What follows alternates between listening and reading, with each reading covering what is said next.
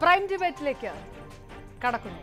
13ാമത് രാഷ്ട്രപതിക്കായി എൻഡിഎയുടെ surprise സ്ഥാനാർത്ഥി ദളിത് മോർച്ചയുടെ മുൻ അധ്യക്ഷനെ ബിജെപി ദേശീയ അധ്യക്ഷൻ പ്രഖ്യാപിക്കുമ്പോൾ വെട്ടിലായിരിക്കുന്നത് പ്രതിപക്ഷം. പല ചെറുകക്ഷികളുടെയും പിന്തുണ കൂടി ഉറപ്പാക്കിയപ്പോൾ 2019 തെരഞ്ഞെടുപ്പ് മുന്നിൽ കണ്ടുള്ള പ്രതിപക്ഷ ഐക്യത്തിന് കൂടിയാണ് ബിജെപി തുരങ്കം വെച്ചിരിക്കുന്നത്. നിലപാടെടുക്കാനാകാതെ കോൺഗ്രസും ഒരുമയില്ലാതെ മറ്റ് പ്രതിപക്ഷ പാർട്ടികളും നിൽക്കുമ്പോൾ സർപ്രൈസ് സ്ഥാനാർത്ഥി RSS നിർദ്ദേശപ്രകാരമാണോ എന്ന ചോദ്യത്തിനു കൂടി പ്രസക്തി ഇല്ലാതാവുന്നു. പ്രൈം ഡിബേറ്റ് കടക്കുന്നു. ആദ്യം പ്രധാന വാർത്തകൾ.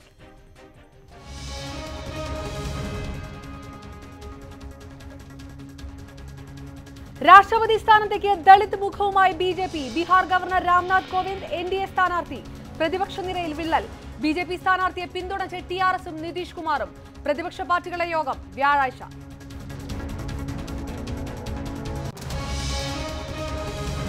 പുതുവൈപ്പ് പോലീസ് അതിക്രമത്തിൽ പരസ്യ വിമർശനവുമായി CPI. പോലീസിനെ നിലയ്ക്ക് നിർത്തണമെന്നും നടന്നത് നരനായാട്ടെന്നും കാനം രാജേന്ദ്രൻ. പോലീസിനെതിരെ മന്ത്രി മേഴ്സിക്കുട്ടിയമ്മയും. അനുകൂലിക്കാനും എതിർക്കാനുമില്ലെന്ന് മന്ത്രി G സുധാകരൻ. മുഖ്യമന്ത്രിയുമായി ചർച്ചയ്ക്കില്ലെന്ന് പുതുവൈപ്പ് സമരസമിതി.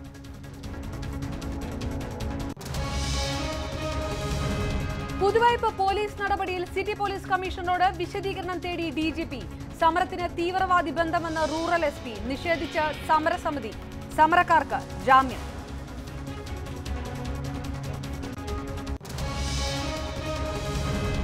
പനിയിൽ പകച്ച് ആരോഗ്യവകുപ്പ്. ആവശ്യത്തിന് മരുന്നില്ലാതെ സർക്കാർ ആശുപത്രികൾ. സ്ഥിതി കൈവിട്ടെന്ന് രമേശ് ചെന്നിത്തല. ജാഗ്രതയോടെ ഇടപെടുന്നുണ്ടെന്ന് മന്ത്രി KK ശൈലജ. തൃശൂരിൽ സ്വകാര്യ ആശുപത്രി നഴ്സുമാർ സമരത്തിൽ. തത്തയ്ക്കൊടുവിൽ കൂടായി. Jacob Thomas IMG director. നിയമനം കേഡർ തസ്തികയിൽ. താൻ കൂട്ടിന് പുറത്തെന്ന് ജേക്കബ് തോമസ്. ഇപ്പം ഞാൻ കൂട്ടിലല്ല. നമ്മൾ ചില സമയത്ത് കൂട്ടിൽ കയറിയിരിക്കും, ചില സമയത്ത് കൂട്ടിന് പുറത്ത്. എവിടെയായാലും സന്തോഷം. തിരിച്ചെത്തുന്നത് 2.5 മാസത്തെ അവധിക്ക് ശേഷം. ഭൂമിയുടെ ആധാരത്തിലും ആധാർ നിർബന്ധമാക്കുന്നുവെന്ന വാർത്തകൾ നിഷേധിച്ച് കേന്ദ്ര സർക്കാർ. സംസ്ഥാനങ്ങളോട് നിർദ്ദേശിച്ചുള്ള കത്ത് കെട്ടിച്ചമച്ചതെന്നും കേന്ദ്രം. നടപടി ആവശ്യപ്പെട്ട് കേന്ദ്ര സർക്കാർ ഡൽഹി പോലീസിൽ പരാതി നൽകി.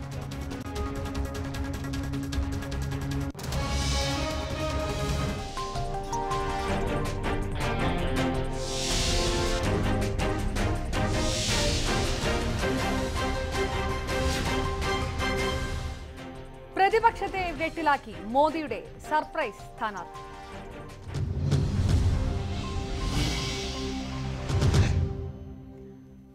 ബീഹാർ ഗവർണറും ദളിത് നേതാവുമായ രാംനാഥ് കോവിന്ദ് NDAയുടെ രാഷ്ട്രപതി സ്ഥാനാർത്ഥി. ഡൽഹിയിൽ പ്രധാനമന്ത്രിയുടെ അധ്യക്ഷതയിൽ ചേർന്ന BJP പാർലമെന്ററി ബോർഡ് യോഗമാണ് തീരുമാനമെടുത്തത്. ഉത്തർപ്രദേശിൽ നിന്നുള്ള മുൻ രാജ്യസഭാ അംഗമായ രാംനാഥ് കോവിന്ദ് BJP പട്ടികജാതി മോർച്ച ദേശീയ അധ്യക്ഷനായിരുന്നു.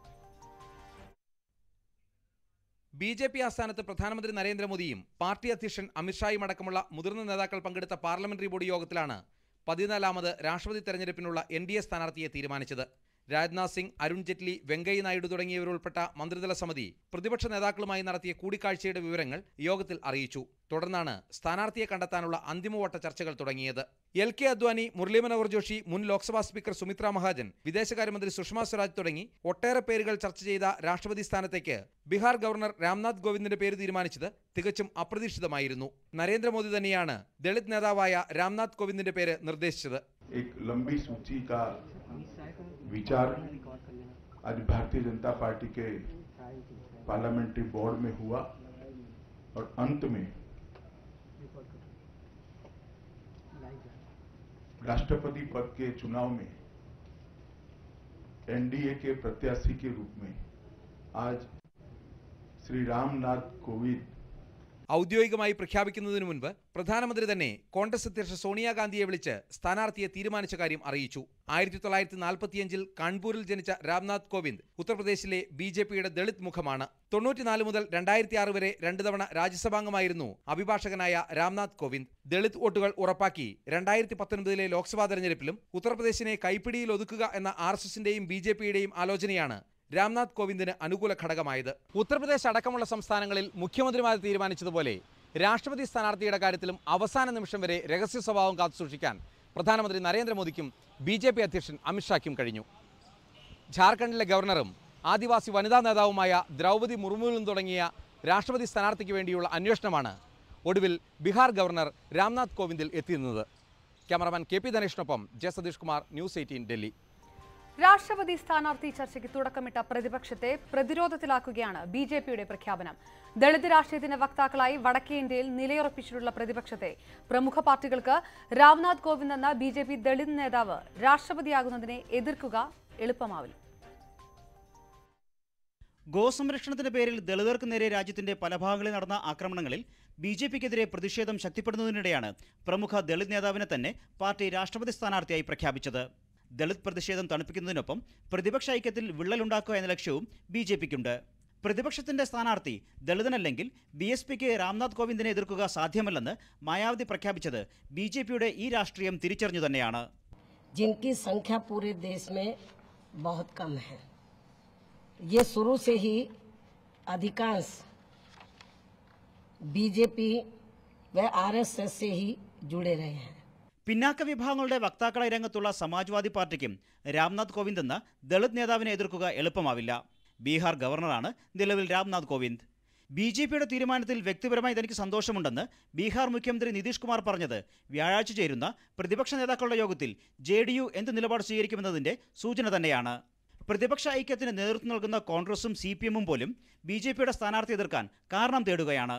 സ്ഥാനാർത്ഥിയുടെ പേര് തീരുമാനിക്കാതെ പ്രതിപക്ഷവുമായി ചർച്ച നടത്തുകയും പിന്നീട് സ്വന്തം നിലയ്ക്ക് സ്ഥാനാർത്ഥിയെ പ്രഖ്യാപിക്കുകയുമാണ് BJP ചെയ്തതെന്ന് കോൺഗ്രസ് കുറ്റപ്പെടുത്തി.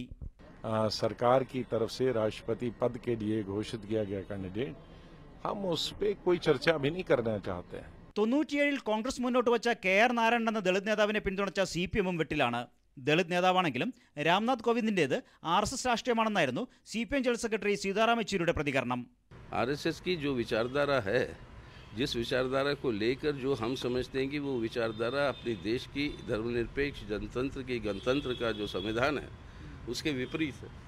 2019 ലോക്സഭാ തെരഞ്ഞെടുപ്പ് മുന്നിൽ കണ്ടുണ്ടാക്കിയ പ്രതിപക്ഷ ഐക്യത്തിൽ രാഷ്ട്രപതി തെരഞ്ഞെടുപ്പ് അവസരമാക്കി വിള്ളലുണ്ടാക്കുക എന്നതായിരുന്നു തുടക്കം മുതലേയുള്ള BJPയുടെ ശ്രമം. BJPയെ കടന്നാക്രമിക്കാൻ പ്രതിപക്ഷം ഉപയോഗിച്ച ദളിത് രാഷ്ട്രീയം തന്നെ ഇതിനായി അവർ പ്രയോജനപ്പെടുത്തിയിരിക്കുകയാണ്. BJPക്ക് മറുപടി നൽകാനും ഐക്യം നിലനിർത്താനും മീരാ കുമാറിനെ പോലൊരു ദളിത് നേതാവിനെ തന്നെ രംഗത്തിറക്കുക എന്നതാണ് പ്രതിപക്ഷത്തിന് മുന്നിലുള്ള ഇപ്പോഴത്തെ പോംവഴി.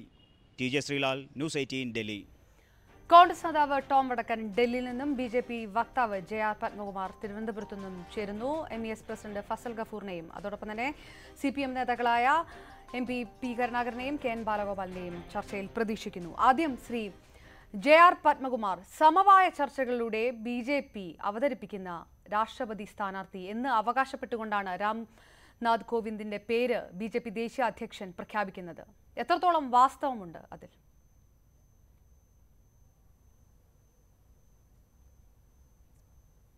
വാസ്തവത്തിൻ്റെ പ്രശ്നമല്ലല്ലോ, അതൊരു യാഥാർത്ഥ്യമല്ലേ. പ്രതിപക്ഷ കക്ഷികളുമായി ആലോചിച്ചു അവർക്ക് ഏതെങ്കിലും സ്ഥാനാർത്ഥിയെ അവർക്ക് മുന്നോട്ട് വയ്ക്കാനുണ്ടോ എന്ന് ചോദിച്ചു. അവർക്ക് അങ്ങനെ പ്രത്യേകിച്ച് ഒന്നുമില്ല.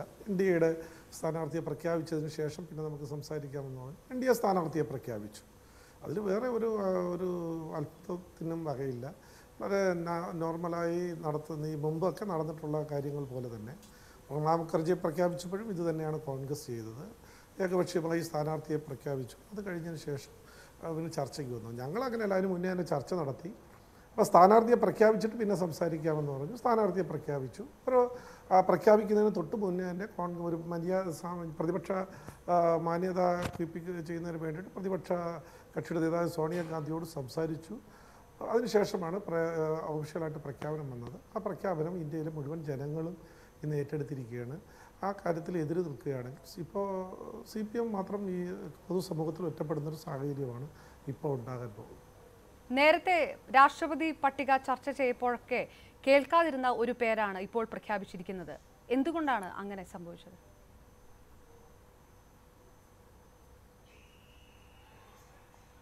അത് NDAയുടെ ഒരു സ്ട്രാറ്റജി അല്ലേ. അപ്പോൾ അത് ഞങ്ങൾ ഇപ്പോൾ നേരത്തെ പ്രഖ്യാപിച്ചതിന് ശേഷം നമുക്ക് ചർച്ച ചെയ്യാമല്ലോ. അത് ഉണ്ടെങ്കിൽ അല്ലാതെ നേരത്തെ കേട്ട പേര് എന്ന് പറയുമ്പോൾ ഭാരതീയ ജനതാ പാർട്ടി ആരോടെങ്കിലും പറഞ്ഞിരുന്നു, അല്ലെങ്കിൽ NDA ആരോടെങ്കിലും പറഞ്ഞിരുന്നു ഇന്ന ആളാണ്. അതെല്ലാം നിങ്ങൾ മീഡിയ പ്രചരിപ്പിച്ച ഒരു സാധ്യത. അതിൽ തെറ്റൊന്നുമില്ല. മീഡിയകൾക്ക് അതിൽ അങ്ങനെ സാധ്യത പട്ടിക വെച്ചുകൊണ്ട് സംസാരിക്കുകയും ഡിസ്കസ് ചെയ്യുകയും ഒക്കെ ചെയ്യാം. പക്ഷേ അതിൻ്റെ യാഥാർത്ഥ്യം ഭാരതീയ ജനതാ പാർട്ടി ഔദ്യോഗികമായിട്ട് NDA ഔദ്യോഗികമായിട്ട് പ്രഖ്യാപിച്ചത് ഇന്നാണ്. അത്രയേ ഉള്ളൂ. അത് കൃത്യമായ നീക്കമാണ് NDA നടത്തിയത്. താങ്കൾ പറഞ്ഞതുപോലെ അതാണ് NDAയുടെ സ്ട്രാറ്റജി. അതിനെയാണ് രാഷ്ട്രീയ നാടകമായിരുന്നു എന്ന് പ്രതിപക്ഷം ആരോപിക്കുന്നത്.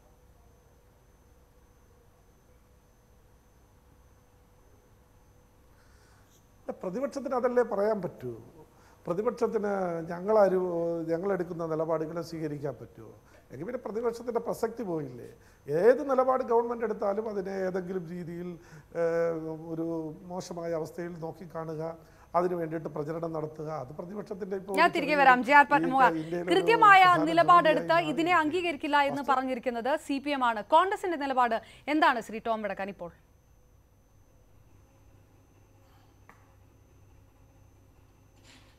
അപർണ, ഇവിടെ BJP സ്പോക്സ്മാൻ പറയുണ്ടായി, ഇത് ആദ്യം അനൗൺസ്മെൻറ്റ് പറഞ്ഞേക്കാട് മുമ്പ് BJP കോൺഗ്രസ് പ്രസിഡൻറ്റിനെയും ഡെപ്യൂട്ടി ഞങ്ങളുടെ ലീഡറിനെയും അറിയിച്ചു. അത് തെറ്റാണ്, ഫാക്ച്വലി ഇൻകറക്റ്റാണ്.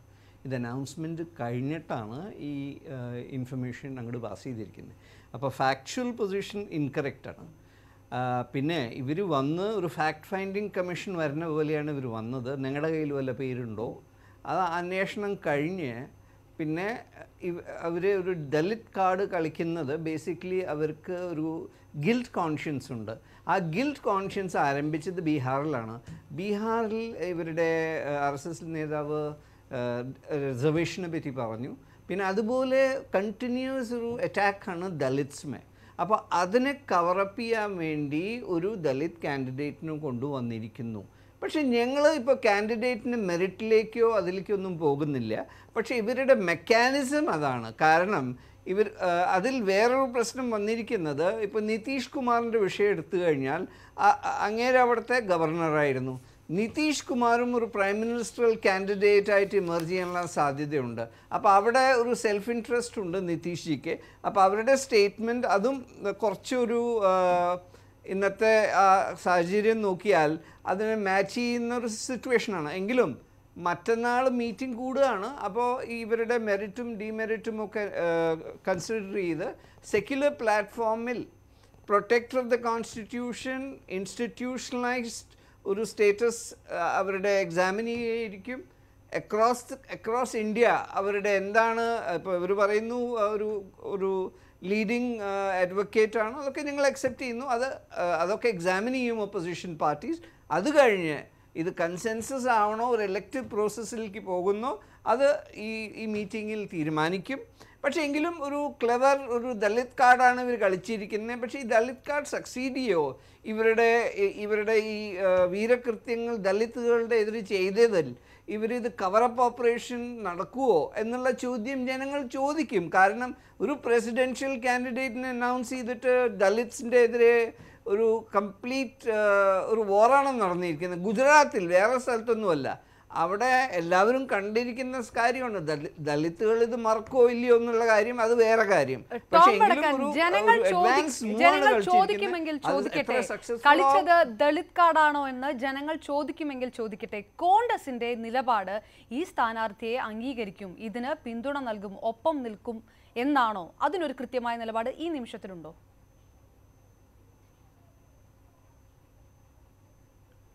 അപർണ, ഒരു മീറ്റിംഗ് ഞങ്ങൾ വിളിച്ചിരിക്കുന്നു. അത് ഒപ്പോസിഷൻ പാർട്ടീസ് എല്ലാവരും ഉണ്ട്.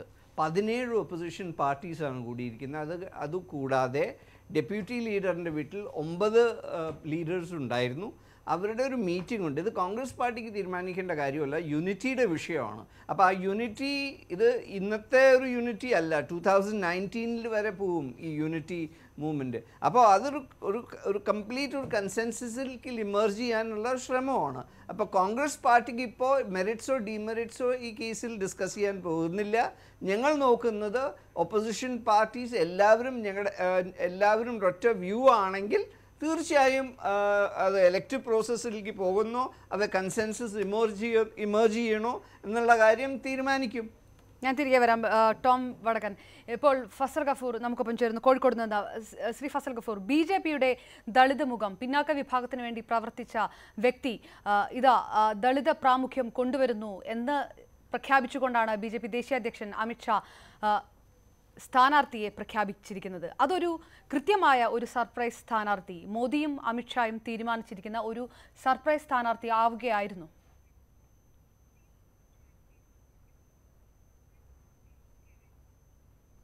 തീർച്ചയായിട്ടും സർപ്രൈസ് സ്ഥാനാർത്ഥി മാത്രമല്ല, അതൊരു മാസ്റ്റർ സ്ട്രോക്കാണ്.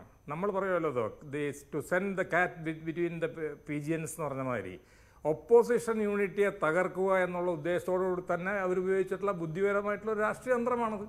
എന്താണെന്ന് ശ്രീ ടോം വർക്കം പറഞ്ഞ മാതിരിയല്ല, 2019 ഉള്ള വരുന്ന ഇലക്ഷൻ ഇപ്പം നമുക്ക് യൂണിറ്റിയുടെ ഒരു ആവശ്യമൊന്നുമില്ല. എന്ത് യൂണിറ്റിയുടെ ആവശ്യമുള്ളത്? ഈ പ്രസിഡൻഷ്യൽ ഇലക്ഷൻ്റെ കാര്യത്തിൽ ഒരിക്കലും യൂണിറ്റി ഉണ്ടായിട്ടില്ല. ആകെ യൂണിറ്റി ഉണ്ടായത് നീലം സഞ്ജീവ റെഡ്ഡിയുടെ കാര്യത്തിൽ അത് എമർജൻസിയുടെ കാലഘട്ടത്തിൽ, പോസ്റ്റ് എമർജൻസി പീരിയഡിൽ ഇന്ദിരാഗാന്ധി തളർന്നിരുന്ന കാലഘട്ടത്തിൽ മാത്രമാണ്. അതിനെക്കാട്ടും വലിയ പ്രസിഡന്റ്മാർ ഇവിടെ വന്നില്ലേ? ഗ്യാനി സെയിൽ സിംഗിനെതിരായിട്ട് യൂണിറ്റി ഉണ്ടായില്ല. KR നാരായൺ ദളിത് പ്രസിഡന്റ്, അദ്ദേഹത്തിന് വേണ്ടിയിട്ടുണ്ടായില്ല. അതേമാതിരി തന്നെ അബ്ദുൽ കലാം മിസൈൽ മാൻ ആരും വേണ്ടിയിട്ടുണ്ടായില്ല. പ്രതിഭ പട്ടേൽ ആദ്യത്തെ വനിതാ പ്രസിഡന്റ് ഉണ്ടായിട്ടില്ല. അപ്പോൾ യൂണിറ്റിയൊക്കെ എന്ന് പറഞ്ഞുകൊണ്ടിരിക്കുന്നത് നമ്മൾ മീഡിയയും നമ്മളൊക്കെ പറയുന്നു. ബട്ട് ബേസിക്കലി ഇതൊരു പൊളിറ്റിക്കൽ ഗെയിം തന്നെയാണ്. ഈ പൊളിറ്റിക്കൽ ഗെയിമിൽ ഭാരതീയ ജനതാ പാർട്ടി ഇപ്പോൾ മുൻപന്തിയിലാണ്. എന്താ കാര്യം? ഇപ്പം തന്നെ നമ്മൾ പഠിച്ചുകൊണ്ടിരിക്കുന്ന അനുസരിച്ചിട്ട്, ശ്രീ ടോം വടക്കം പറഞ്ഞ അനുസരിച്ചിട്ട്, ബീഹാർ ഗവർണർ ആയതുകൊണ്ട് മാത്രമല്ല, അവിടെ വേറെ വലിയൊരു ഇഷ്യൂ ഉണ്ട്. ഇദ്ദേഹത്തിൻ്റെ സമുദായം എന്ന് പറയുന്ന കോലി സമുദായം ചാമാർ അല്ലാത്ത അല്ലെങ്കിൽ വാൽമീകി അല്ലാത്ത SC/ST വിഭാഗങ്ങളിൽപ്പെട്ട വലിയൊരു സമുദായമാണ്. അത് സംസ്കൃതവൽക്കരിക്കപ്പെട്ടിട്ടുള്ള ഒരു ദളിത് വിഭാഗമാണ്. അത് OBC ആണോ SC ആണോ എന്നുള്ള ST ആണോ എന്നുള്ളത് പല സംസ്ഥാനങ്ങളനുസരിച്ചിരിക്കും. ഉദാഹരണം ഗുജറാത്തിൽ അത് OBC ആണ്, വേറെ ഉത്തർപ്രദേശിൽ ഉത്തരാഖണ്ഡിൽ അത് ഇതാണ്. ഇതിൻ്റെ ഭാഗമാണോ കോയേരി എന്ന് പറഞ്ഞിട്ടുള്ള ബീഹാറിലെ JDU-യിലുള്ളതെന്ന് നമുക്കറിയില്ല. അപ്പോൾ അങ്ങനത്തെ ഒരു വലിയ ബൃഹത്തായ ഒരു സമൂഹത്തിൽപ്പെട്ടിട്ടുള്ള ഒരാൾ വളരെ ചിന്തിച്ചതിന് ശേഷം ആദ്യം ആദിവാസിയായ ദ്രൗപദി മുർമുവിൻ്റെ പേര് പറഞ്ഞതിന് ശേഷം ഇപ്പോൾ അവർ പ്രൊഡ്യൂസ് ചെയ്യുന്നു. അങ്ങനെ പ്രൊഡ്യൂസ് ചെയ്യുമ്പോൾ പ്രതിപക്ഷം ഏത് കാൻഡിഡേറ്റിനെ പ്രൊഡ്യൂസ് ചെയ്യും? അതൊരു വലിയൊരു ഇഷ്യൂ ആണ്. കാരണം ഒരു ദളിത് കാൻഡിഡേറ്റ് മായാവതി വെട്ടിലായി. മായാവതി എങ്ങനെ ഉത്തർപ്രദേശിൽ ജനിച്ചിട്ടുള്ള ഒരു ദളിതന് സമവായ സ്ഥാനാർത്ഥി എന്ന് പ്രതിപക്ഷ പാർട്ടികൾ ഫസൽ ഗഫൂർ സമവായ സ്ഥാനാർത്ഥി എന്ന് പ്രതിപക്ഷ പാർട്ടികൾ പറഞ്ഞുകൊണ്ടേയിരിക്കുന്നതിൽ വലിയ പ്രസക്തിയൊന്നുമില്ല.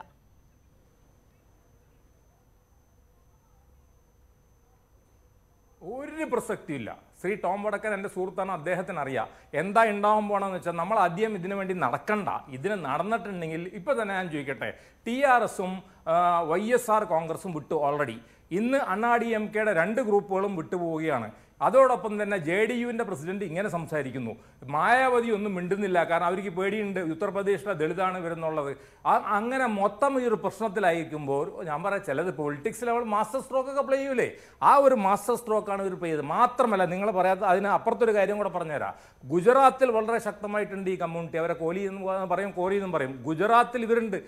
അവിടുത്തെ ക്ഷത്രിയർ ഇവരും കൂടെ എന്തോ ഒരു മിക്സപ്പ് കമ്മ്യൂണിറ്റി അവിടെ ഉള്ളത്. അപ്പോൾ അത് ഗുജറാത്ത് ഇലക്ഷനെയും കൂടെ ഇവർ കണ്ടുകൊണ്ടിരിക്കുന്നത്. അല്ലാതെ അമിത്ഷായും നരേന്ദ്രമോദിയുടെ ബുദ്ധിയൊക്കെ അപാരം തന്നെ. ഞങ്ങളൊക്കെ അതിനെ കുബുദ്ധി എന്ന് വിളിക്കുമെങ്കിലും പത്മകുമാറിനൊക്കെ അറിയാം അപാര ബുദ്ധിയാണെന്നുള്ളത്. ആ ബുദ്ധിയാണ് അവർ ഉപയോഗിച്ചിരിക്കുന്നത്. അത് രാഷ്ട്രീയമായിട്ട് അവർക്ക് ഉപയോഗിക്കാനായിട്ടുള്ള എല്ലാ അധികാരമുണ്ട്. ആ രാഷ്ട്രീയത്തിനെ എതിർക്കണമെന്നുണ്ടെങ്കിൽ ശ്രീ ടോം വടക്കൻ, എൻ്റെ ഒരു അഭ്യർത്ഥന, നിങ്ങൾ മീറാ കുമാറിനെ സജസ്റ്റീവ് കാൻഡിഡേറ്റ് ആയിട്ട്, ജഗ്ജീവൻ റാമിൻ്റെ മകളും SC ആയിട്ടുള്ള, പിന്നെ ഒരു SC/ST പോരാട്ടമായിക്കോട്ടെ, അത് നള്ളിഫൈ ചെയ്ത് പോകും എന്നുള്ളതാണ്. പത്മകുമാർ, അപ്രതീക്ഷിത നീക്കമായ ഒരു രാഷ്ട്രീയ നീക്കം തന്നെ, ഒരുപക്ഷെ എതിർ രാഷ്ട്രീയ പാർട്ടികളെ പോലും അമ്പരപ്പിക്കുന്ന ഒരു നീക്കം നടത്തിയിരിക്കുന്നു മോദിയും അമിത്ഷായും. അത് കൃത്യമായൊരു രാഷ്ട്രീയ നാടകമാണ്, രാഷ്ട്രീയ നീക്കമാണ്. അതിനകത്ത് എന്താണ് ഇത്ര മതേതരത്വം പറയാനുള്ളത്, അല്ലെങ്കിൽ ഒരു ദളിത് പ്രാമുഖ്യം പറയാനുള്ളത്? ബീഫ് ബാൻ അടക്കമുള്ള അല്ലെങ്കിൽ ആ വിവാദങ്ങളിലടക്കം ഒരല്പം പ്രതിച്ഛായ മാറി നഷ്ടപ്പെട്ടിരുന്ന സർക്കാരിനെ സംബന്ധിച്ചിടത്തോളം ഇത്തരമൊരു നീക്കം അത്യന്താപേക്ഷിതമായിരുന്നു. അതല്ലേ സത്യം?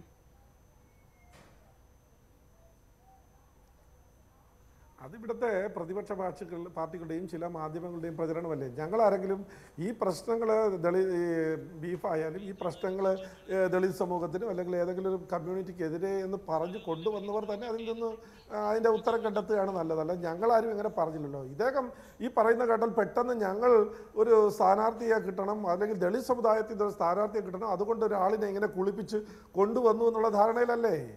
അദ്ദേഹം എത്രയോ കാലമായിട്ട് അദ്ദേഹത്തിൻ്റെ ജീവിതത്തിൻ്റെ തുടക്കം മുതൽ ഈ കാലഘട്ടം വരെയും ഭാരതീയ ജനതാ പാർട്ടിയുമായി, ഞങ്ങളുടെ ഐഡിയോളജിയുമായി ബന്ധപ്പെട്ട് ഞങ്ങളുടെ രാജ്യസഭാ മെമ്പർ 2 തവണ ആയിട്ടുണ്ട്, ദളിത് മോർച്ചയുടെ പ്രസിഡന്റ് ആയിട്ടുണ്ട്, ഞങ്ങളുടെ വക്താവായിട്ടുണ്ട്. അങ്ങനെ എത്രയോ കാലമായി ഞങ്ങളുടെ പ്രവർത്തിച്ചുകൊണ്ടിരിക്കുന്ന എഫിഷ്യൻ്റ് ആയിട്ടുള്ള ഒരാളിനെ ഞങ്ങൾ പ്രസിഡന്റ് സ്ഥാനാർത്ഥിയായി മുന്നോട്ട് വെച്ചു. NDAയുടെ പ്രസിഡന്റ്. അങ്ങനെയാണെങ്കിൽ JR പത്മകുമാർ, എന്തുകൊണ്ട് ഇതുവരെ നടന്ന ചർച്ചകളിലൊന്നും ദ്രൗപദി മുർമു വന്ന ചർച്ചകളിൽ പോലും എന്തുകൊണ്ട് ഈ പേര് ഇതുവരെ പറഞ്ഞു കേട്ടില്ല? ബീഹാർ തെരഞ്ഞെടുപ്പിന് മുൻപാണ് ബീഹാർ ഗവർണറായി അദ്ദേഹത്തെ BJP നിയമിക്കുന്നത്. അത് രാഷ്ട്രീയ മുതലെടുപ്പ് ഉണ്ടായിരുന്നോ ഇല്ലയോ എന്നുള്ളത് ചോദ്യമായി ബാക്കി നിൽക്കുകയാണ്. എന്തുകൊണ്ട് ഇതുവരെ അത് പറഞ്ഞില്ല? മതേതരത്വം ഉയർത്തിപ്പിടിക്കുന്ന ഒരു സമവായ സ്ഥാനാർത്ഥിയാണെങ്കിൽ ഈ പേര് നേരത്തെ പറയാമായിരുന്നില്ലേ? നിങ്ങൾ ഈ ചർച്ചയുടെ ഇടയിലെല്ലാം മതേതരത്വം, ഈ പുട്ടിന് ഈ അവസരം കുറച്ച് തേങ്ങ വയ്ക്കുന്നത് പോലെ മതേതരത്വം ഇത് എന്തെങ്കിലും മതേതരത്തിൻ്റെ പ്രശ്നം എന്തുദിക്കുന്നു? ഇത് ഒരു ഇന്ത്യയുടെ പ്രസിഡന്റ് ആകുന്നതിന് വേണ്ടിയിട്ട് സർവ്വയോഗ്യനായിട്ടുള്ള ഒരാളിനെ പ്രഖ്യാപിച്ചു. ഇതിൽ മതേതരത്വം, ഡെമോക്രസി അങ്ങനെയുള്ള പ്രശ്നങ്ങളൊന്നും ആരും അതിന് ലംഘനമെന്ന് ആരെങ്കിലും പറഞ്ഞോ? ഒന്നും പറഞ്ഞില്ലല്ലോ. ഇത് ഒരു സ്ഥാനാർത്ഥിയെ പ്രഖ്യാപിച്ചു. ആ സ്ഥാനാർത്ഥിയെ ഇന്ത്യയിലെ മുഴുവൻ ജനങ്ങളും ഇപ്പോൾ ഒറ്റക്കെട്ടായി അത് അംഗീകരിക്കുന്നുണ്ട്. പിന്നെ മാർക്സിസ്റ്റ് CPM എതിർക്കും, ഇനി കോൺഗ്രസ് വേണമെങ്കിൽ എതിർത്തോട്ടെ. അതായത് ഫസൽ കപൂർ, പ്രതിപക്ഷ പാർട്ടികൾ ഈ മതേതരത്വത്തിലേക്ക് തന്നെ വരാം. പ്രതിപക്ഷ പാർട്ടികൾ ആവശ്യപ്പെട്ടുകൊണ്ടിരുന്നത് ഞങ്ങൾക്കൊരു സെക്യുലർ മുഖം വേണമെന്നാണ്. അത്തരം ഒരു സ്ഥാനാർത്ഥിയാണ് അംഗീകരിക്കുക. ഇതാ ഞങ്ങളുടെ സെക്യുലർ മുഖമായി BJP അവതരിപ്പിക്കുന്നു രാം കോവിന്ദിനെ. അങ്ങനെയാണോ അദ്ദേഹത്തെ വിലയിരുത്തേണ്ടത്? ശ്രീ JR പത്മകുമാർ പറഞ്ഞ കാര്യങ്ങൾ താങ്കളും കേട്ടുവല്ലോ.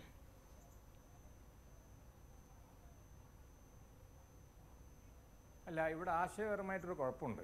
എന്താണെന്ന് വെച്ചിട്ടുണ്ടെങ്കിൽ നമ്മൾ സെക്കുലർ എന്നുള്ള വാക്കല്ല നമ്മൾ ഉപയോഗിക്കുന്നത്. ന്യൂട്രൽ ആയിട്ടുള്ള ഒരാൾ, കമ്മ്യൂണിസ്റ്റും അല്ല കോൺഗ്രസ്സുകാരനും അല്ല, അല്ലെങ്കിൽ നമ്മുടെ BJP വിഭാഗത്തിൽ പെടാത്ത ഒരു ഉന്നതനായ ഒരു വ്യക്തി, ഫോർ എക്സാമ്പിൾ APJ അബ്ദുൽ കലാമിൻ്റെ മറ്റൊരു വ്യക്തി വെച്ചല്ലോ BJP. അപ്പോൾ അങ്ങനത്തെ ഒരു സാഹചര്യമല്ല. ആ APJ അബ്ദുൽ കലാമിനെതിരായിട്ട് തന്നെ ഒരു കാൻഡിഡേറ്റ് നിർത്തി, അത് വേറെ വിഷയം. പക്ഷേ എന്നാൽ കൂടി നമ്മൾ മതേതരത്വം എന്നുള്ള വാക്കല്ല ഉപയോഗിക്കേണ്ടത്. A person of high stature, എല്ലാവർക്കും സ്വീകാരനായിട്ടുള്ള. ഇവിടെ പ്രശ്നം എന്താണെന്ന് വെച്ചിട്ടുണ്ടെങ്കിൽ അദ്ദേഹം ദളിത് എന്നുള്ളതല്ല, അദ്ദേഹം RSSൽ പെട്ടതും സംസ്കൃതവൽക്കരിക്കപ്പെട്ട ദളിത് എന്നാണ് അദ്ദേഹത്തെ പറ്റി മറ്റുള്ള ദളിതുകൾ പറഞ്ഞത്. ഞാൻ ഉപയോഗിച്ച വാക്കല്ല, സാൻസ്ക്രിറ്റൈസ്ഡ് ദളിത് എന്ന് പറയുമ്പോൾ മനസ്സിലല്ലേ, അദ്ദേഹം RSSകാരനായ ഒരു ദളിതാണ്. അതൊരു പാപമായിട്ടൊന്നും ഞാൻ കാണുന്നില്ല. പക്ഷേ മറ്റുള്ളവരെ സംബന്ധിച്ചിടത്തോളം, ഉദാഹരണമായിട്ട് നമ്മൾ പറയണ ജ്യോതി ബാസുവിനെ പ്രസിഡന്റ് ആക്കണം എന്ന് പറയണ മാതിരിയായി പോയത്. ഈസ് എ കമ്മിറ്റഡ് RSS മാൻ. അപ്പോൾ ആ നിലക്ക് മറ്റേ സ്വീകാര്യമായിരിക്കുകയില്ല. സോ ന്യൂട്രൽ ആയിട്ടുള്ളൊരു കാൻഡിഡേറ്റിന്, ഉദാഹരണമായിട്ട് ബൈറോൺ സിംഗ് ഷേഖവത്തിൻ്റെ മറ്റൊരാളെ കൊണ്ടുവരണം. അതേപോലെ സുഷമ സ്വരാജിനെ കൊണ്ടുവരണം. സുഷമ സ്വരാജിന് RSS ബാക്ക്ഗ്രൗണ്ട് ഇല്ലല്ലോ, മനസ്സിലല്ലേ. അപ്പോൾ അതേമാതിരി യശ്വന്ത് സിൻഹക്ക് RSS ബാക്ക്ഗ്രൗണ്ട് ഇല്ലല്ലോ. അപ്പോൾ അങ്ങനത്തെ ഒരാളെ വരെ ഇവർ എടുക്കാൻ തയ്യാറായിരുന്നു എന്നാണ് ഞാൻ മനസ്സിലാക്കുന്നത്. ഞാനതിലൊരു കക്ഷിയല്ല, ഞാനൊരു നിരീക്ഷകൻ മാത്രമാണ്. പക്ഷേ അവരുടെ മെയിൻ ഒബ്ജക്ഷൻ എന്താണെന്ന് വെച്ചിട്ടുണ്ടെങ്കിൽ, ഇവിടെ ജാതിയോ മതമോ അല്ല പ്രശ്നം, ഒരു പ്രത്യേക ഐഡിയോളജിനോട്, ആ ഐഡിയോളജി എന്തോ വട്ടെ, സെക്ടേറിയൻ ഓർ നോൺ സെക്ടേറിയൻ, ആ ഐഡിയോളജിനോട് സബ്സ്ക്രൈബ് ചെയ്യുന്ന ഒരു വ്യക്തിയെ നമ്മൾക്ക് ന്യൂട്രൽ ആയിട്ടുള്ള ഒരു വ്യക്തിയായിട്ട് എടുക്കാൻ പറ്റില്ല. രണ്ടാമതൊരു കാര്യം ഇവിടെ വന്നിരിക്കുന്നത്, അത് ശ്രീ ടോം വടക്കൻ ഇപ്പോഴത്തെ സാഹചര്യത്തിൽ അതിനൊന്നും മറുപടി പറയുമെന്ന് എനിക്ക് തോന്നുന്നില്ല. കാരണം എന്താ വെച്ചാൽ, what about the stature of the person? എന്താണ് സ്റ്റേച്ചർ ഓഫ് ദ പ്രസിഡന്റ് ആവേണ്ടത്? കോൺഗ്രസ് പാർട്ടി ഉദാഹരണമായിട്ട് കൊണ്ടുവന്നിട്ടുള്ള പ്രസിഡന്റ്മാർ, രാജേന്ദ്ര പ്രസാദ്, രാധാകൃഷ്ണൻ, ഇന്ത്യയിലെ ഏറ്റവും വലിയ ഫിലോസഫർ, അങ്ങനെയുള്ള ഒരുപാട് പ്രസിഡന്റ്മാരെ കൊണ്ടുവന്നെങ്കിലും പ്രതിഭ പട്ടേലിനെ കൊണ്ടുവന്നോട് കൂടിയിട്ട് ഒരു വെറും സമാനമായിട്ടാണ് കിടക്കുന്നത്. ഇവർ രണ്ടുപേരും, പ്രതിഭ പട്ടേലും ഗവർണറായിരുന്നു, ഇവരും ഗവർണറായിരുന്നു. അപ്പോൾ അങ്ങനെ കൊണ്ടുവന്ന കാലഘട്ടത്തിൽ ആർക്കാണ് stature to be the Indian president? അവിടെ നമ്മൾ ദളിത് നോക്കണ്ട, മുസ്ലിം നോക്കണ്ട, ഒന്നും നോക്കണ്ട. ആ സ്റ്റേച്ചർ ശ്രീ കോവിന്ദിനുണ്ടോ ഇല്ലേ എന്നുള്ള കൂടെ സംശയം ഇവിടെ വരുന്നുണ്ട്. ശ്രീ പി കരുണാകരൻ, ഈ രാഷ്ട്രപതി തെരഞ്ഞെടുപ്പിലൂടെ പ്രതിപക്ഷ ഐക്യം ഇനി എങ്ങനെ ശക്തിപ്പെടുത്താനാണ് ഇടതുപക്ഷം കരുതുന്നത്? രാഷ്ട്രപതി തെരഞ്ഞെടുപ്പിനെ സംബന്ധിച്ചിടത്തോളം ഭരണകക്ഷി പ്രതിപക്ഷം യോജിച്ച ഒരു സ്ഥാനാർത്ഥിയെ നിർത്തണമെന്നായിരുന്നു ഞങ്ങൾ ആലോചിച്ചിരുന്നത്. അതിന്റെ ഭാഗമായിട്ടാണ് ഞങ്ങൾ 17 പാർട്ടികളെ യോഗം ചേർന്നുകൊണ്ട് ഗവൺമെന്റ് സാധാരണഗതിയിൽ മുമ്പ് ചെയ്യുന്നത് പോലെ അവർ സ്ഥാനാർത്ഥിയെ നിർദ്ദേശിക്കുകയാണെങ്കിൽ അത് സംബന്ധിച്ച അഭിപ്രായങ്ങൾ രൂപീകരിക്കാം. ഇനി അതിന് കഴിയുന്നില്ലെങ്കിൽ പ്രതിപക്ഷം ഒന്നിച്ച് മറ്റു സ്ഥാനാർത്ഥിയെ തീരുമാനിക്കാമെന്നായിരുന്നു. ഇവിടെ യഥാർത്ഥത്തിൽ BJP ചെയ്തിട്ടുള്ളത് വളരെ ചീപ്പായിട്ടൊരു രാഷ്ട്രീയമാണ്. കാരണം നേരത്തെ ചില BJP നേതാക്കൾ അവരുടെ ചർച്ചയിൽ പറഞ്ഞു, ചെറിയ വ്യത്യാസമാണ് രാഷ്ട്രപതി തെരഞ്ഞെടുപ്പിൽ ഞങ്ങളും പ്രതിപക്ഷവും തമ്മിലുള്ളത്. അതുകൊണ്ട് ആ ചെറിയ കുറവ് നികത്താൻ വേണ്ടിയിട്ട് ഇപ്പോൾ കഴിഞ്ഞിരിക്കുന്നു. കാരണം ഞങ്ങൾ ഉദ്ദേശിക്കുന്ന ഈ ദളിത് സ്ഥാനാർത്ഥി അത് ഉപകരിക്കും. യഥാർത്ഥത്തിൽ രാഷ്ട്രപതി ദളിത് എന്നൊക്കെ പറയുന്നത് നമ്മൾ ബഹുമാനിക്കേണ്ടതാണ്, ഉയർത്തിക്കൊണ്ടുവരേണ്ടതാണ്. KR നാരായണൻ നമ്മൾ കൊണ്ടുവന്നിരുന്നു. ദളിത് പ്രസിഡന്റ് ആയതുകൊണ്ട് ഇന്ത്യയിലെ ദളിത് പ്രശ്നങ്ങൾ ആകെ പരിഹരിക്കപ്പെടുന്ന ആരും ധരിക്കുന്നില്ല. എന്നാൽ അതേസമയത്ത് രാഷ്ട്രപതി തെരഞ്ഞെടുപ്പിൽ ഭൂരിപക്ഷ ന്യൂനപക്ഷം നോക്കിയിട്ട് ചെറിയ ന്യൂനപക്ഷമാണ്, ചെറിയ വോട്ടാണ് കുറവുള്ളത്, ആ വോട്ട് നികത്താൻ ഇതാണ് ഒരു കാർഡ് നല്ലത് എന്ന നിലയിലേക്കുള്ള ഒരു സമീപനമാണ് BJP സ്വീകരിച്ചത്. അങ്ങേയറ്റം നിർഭാഗ്യകരമാണ്. നമ്മുടെ രാജ്യത്തെ സംബന്ധിച്ചിടത്തോളം നിയമസഭയിലോ പാർലമെന്റിലോ മറ്റു തെരഞ്ഞെടുപ്പിലോ ഒക്കെ നിങ്ങൾക്ക് ഈ രീതിയിലുള്ള സമീപനങ്ങളും കാര്യങ്ങളും സ്വീകരിക്കാം. പക്ഷെ രാഷ്ട്രപതി എന്ന് പറയുന്നത് പ്രതിപക്ഷമോ ഭരണപക്ഷമോ എന്ന നിലയിലല്ല, പ്രസിഡന്റ് ഓഫ് ഇന്ത്യയാണ്, പ്രസിഡന്റ് ഓഫ്. പക്ഷേ ശ്രീ പി കരുണാകരൻ, BJP കളിക്കുന്നത് ചീപ്പ് പൊളിറ്റിക്സ് ആണെന്ന് ആരോപിച്ചാലും നിങ്ങൾക്ക് എങ്ങനെ ഈ കാൻഡിഡേറ്റിനെ നിഷേധിക്കാൻ കഴിയും? കാരണം ഇടതുപക്ഷം മുന്നോട്ട് വെക്കുന്ന സെക്യുലർ, അതോടൊപ്പം തന്നെ ന്യൂനപക്ഷം തുടങ്ങിയ ചില ആശയങ്ങളെ നിങ്ങൾ തന്നെ ഖണ്ഡിക്കുന്ന രീതിയിലാണല്ലോ കാര്യങ്ങൾ അപ്പോൾ വരിക. ഇല്ലല്ല, അതെങ്ങനെ വരിക? കാരണം നിങ്ങളുടെ വ്യക്തിയല്ലല്ലോ പ്രശ്നം. ഇപ്പോ പി കരുണാകരന്റെ കാസ്റ്റ് ഏതാണ് അല്ലെങ്കിൽ മറ്റാൾക്കാരുടെ കാസ്റ്റ് ഏത് നോക്കിയിട്ടല്ലോ. ഇവിടെ ഞങ്ങൾ പറഞ്ഞ ഒരു കാര്യം വളരെ വ്യക്തമാണല്ലോ. കാരണം BJPയെ സംബന്ധിച്ചിടത്തോളം അവർ മുമ്പോട്ട് വെക്കുന്ന ഈ രാഷ്ട്രീയ വർഗീയമായിട്ടുള്ള സമീപനം, പ്രത്യേകിച്ച് RSS, ഹിന്ദു പരിഷത്ത് ഇവരൊക്കെ വെക്കുന്ന രാഷ്ട്രീയ സമീപനം, അത് പരോക്ഷമായിട്ട് നടപ്പിലാക്കാൻ വേണ്ടിയിട്ട് ഇവിടെ ദളിത് കാർഡ് ഉപയോഗിക്കുകയാണ് ചെയ്തത്. അതല്ലെങ്കിൽ അവർ പ്രതിപക്ഷത്തോട് ചർച്ച ചെയ്യുമായിരുന്നു, ഇന്ന ആളുകൾ ഞങ്ങളെ സംബന്ധിച്ചിടത്തോളം നിങ്ങൾക്ക് അഭിപ്രായം പറയാമെന്നുള്ളത്. അതുകൊണ്ട് ദളിതിന്റെ പേര് പറഞ്ഞതുകൊണ്ട് മാത്രം ഇവിടെ സെക്യുലർ ആകെ മെച്ചപ്പെട്ടിരിക്കുന്നു, ന്യൂനപക്ഷം ആകെ. പക്ഷേ ശ്രീ പി കരുണാകരൻ, പ്രതിപക്ഷത്തുള്ള പല പാർട്ടികളും പിന്തുണ പറഞ്ഞു കഴിഞ്ഞു. പ്രതിപക്ഷം നിർത്താൻ പോകുന്നത് ദളിത് സ്ഥാനാർത്ഥി അല്ലെങ്കിൽ NDAക്ക് പിന്തുണയെന്ന് മായാവതി വ്യക്തമാക്കിയിരിക്കുന്നു. TRS പിന്തുണ നൽകിയിരിക്കുന്നു, നിതീഷ് കുമാർ പിന്തുണ നൽകിയിരിക്കുന്നു. തീർച്ചയായിട്ടും ഈ 17 പാർട്ടികളുമായി ബന്ധപ്പെട്ട് ഞങ്ങൾ ആലോചിക്കുന്ന സമയത്ത് ഉണ്ടാക്കിയ ഒരു പൊതുധാരണ, ഗവൺമെന്റ് ഒരു സ്ഥാനാർത്ഥി നമ്മളുമായിട്ട് ചർച്ച ചെയ്യണം. അങ്ങനെ ചർച്ച ചെയ്യുന്ന സമയത്ത് 1-2 പേരുകൾ വന്നാൽ അതുമായിട്ടുള്ള പ്രതികരണം, ഇനി അത് കഴിയുന്നില്ലെങ്കിൽ പ്രതിപക്ഷത്തെ സംബന്ധിച്ചിടത്തോളം യോജിച്ച ഒരു സ്ഥാനാർത്ഥി, അതല്ലെങ്കിൽ പ്രതിപക്ഷത്തിൽ എത്രത്തോളം കോൺഫിഡൻസ് ഉണ്ടാക്കാൻ വേണ്ടി കഴിയും അത് കഴിയും, അതനുസരിച്ച് ചെയ്യുമെന്നുള്ളതാണ്. ഇവിടെ നിങ്ങൾ പറഞ്ഞ ശരിയാണ്, ചില പാർട്ടികൾ ഇത് സംബന്ധിച്ച അഭിപ്രായങ്ങൾ പറഞ്ഞിരുന്നു. CPM പറഞ്ഞിട്ടില്ല, കോൺഗ്രസ് പറഞ്ഞിട്ടില്ല, മറ്റു പാർട്ടികൾ ആരും പറഞ്ഞിട്ടില്ല, ചില പ്രാദേശിക പാർട്ടികൾ പറഞ്ഞിരുന്നു. ആ പാർട്ടികൾ ഉൾപ്പെടെയാണ് നേരത്തെ ചർച്ച ചെയ്ത്. അതുകൊണ്ട് സ്വാഭാവികമായിട്ടും നോമിനേഷന് മുമ്പായിട്ട് ഈ എല്ലാ പാർട്ടികളോട്ട് ആലോചിച്ച് ഏതായിരിക്കും മെച്ചപ്പെട്ട തീരുമാനം എന്ന നിലയിൽ എനിക്ക് എടുക്കാൻ കഴിയുക. കാരണം ഓരോ നമ്മുടെ ഇന്ത്യൻ രാഷ്ട്രീയത്തിൽ വളർന്നു വരുന്ന ഒരു പ്രത്യേകത, ധാരാളം സംസ്ഥാന പാർട്ടികൾ വരിക, റീജിയണൽ പാർട്ടികൾ വരിക, പല പാർട്ടികളും കാസ്റ്റ് ബേസ് ആയിട്ട് വരിക. അത്തരം സന്ദർഭത്തിൽ ഒരു വസ്തു ശരിയാണ് നിങ്ങളുടെ വിമർശനം. കാരണം നമ്മൾ ഉയർത്തിക്കൊണ്ടുവന്ന പ്രതിപക്ഷ ഐക്യം അതേപോലെ തന്നെ ചില കാരണങ്ങളാൽ വിള്ളലുണ്ടാക്കുന്നു. ആ വിള്ളലുണ്ടാക്കാനുള്ള ഒരു സമീപനമാണ് BJP സ്വീകരിച്ചത്. ഒരു ചോദ്യം കൂടി ശ്രീ പി കരുണാകരൻ, ഒരു ചോദ്യം കൂടി. നിങ്ങൾക്ക് ബദലായി ഇനിയുള്ള മാർഗം മറ്റൊരു ദളിത് സ്ഥാനാർത്ഥിയെ കണ്ടെത്തലാണോ? അങ്ങനെയാണെങ്കിൽ അങ്ങനെ ഒരു സ്ഥാനാർത്ഥി ഉണ്ടോ? അല്ല, അതൊക്കെ ഞങ്ങൾ ഒന്നിച്ചാലോചിച്ച് തീരുമാനിക്കുന്ന കാര്യമാണല്ലോ.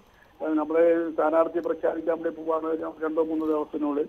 അതിനിടയിൽ ഒരാള് എന്ന നിലയിലല്ല, ഞങ്ങൾ പിന്നെ അന്ന് ചേർന്നിട്ടുള്ള പാർട്ടികൾ ആകെ ചേർന്നുകൊണ്ട് ഉള്ള ആശയവിനിമയം നടത്തി പ്രസിഡന്റ് സ്ഥാനത്തേക്ക് ഒരാളുണ്ട്. ഞാൻ ഏതെങ്കിലും ഒരു പാർട്ടിയുടെ പേരും മറ്റു കാര്യങ്ങളും അല്ല, അതിനേക്കാൾ ഉപരിയായിട്ട് യഥാർത്ഥത്തിൽ അത്തരം ഒരു സമീപനം BJP സ്വീകരിക്കേണ്ടതായിരുന്നു. തിരികെ വരാം ശ്രീ പി കരുണാകരൻ. ടോം വടക്കൻ, കൃത്യമായ നിലപാട് 2-3 ദിവസത്തിനുള്ളിൽ തീരുമാനിക്കേണ്ട ആവശ്യമുണ്ട് ഇടതുപക്ഷത്തിന്. മാത്രമല്ല വിവിധ രീതിയിലുള്ള വ്യത്യസ്തമായ അഭിപ്രായങ്ങൾ വിവിധ പാർട്ടികൾ പ്രകടിപ്പിക്കുകയും ചെയ്തിരിക്കുന്നു. താങ്കൾ നേരത്തെ പറഞ്ഞതുപോലെ ഓപ്പോസിഷൻ പാർട്ടികൾക്ക് ഒരു വ്യൂ ആണെങ്കിൽ തീരുമാനിക്കാം, ഒരു വ്യൂ ആയിരിക്കുകയില്ല എന്നുള്ളത് ഏകദേശം അതിന് കൃത്യമായ സൂചനകൾ പുറത്തു വന്നു കഴിഞ്ഞിരിക്കുന്നു. പക്ഷെ കോൺഗ്രസിന് കൃത്യമായ നിലപാടെടുക്കാം. കോൺഗ്രസിന്റെ നിലപാട് 3 ദിവസം കഴിഞ്ഞിട്ട് മതി എന്നാണ് പറയുന്നത്. കോൺഗ്രസ് 2 അടി വെക്കുമ്പോൾ BJP 10 അടി മുന്നോട്ട് വെക്കുകയാണ്. ശ്രീ ടോം വടക്കൻ,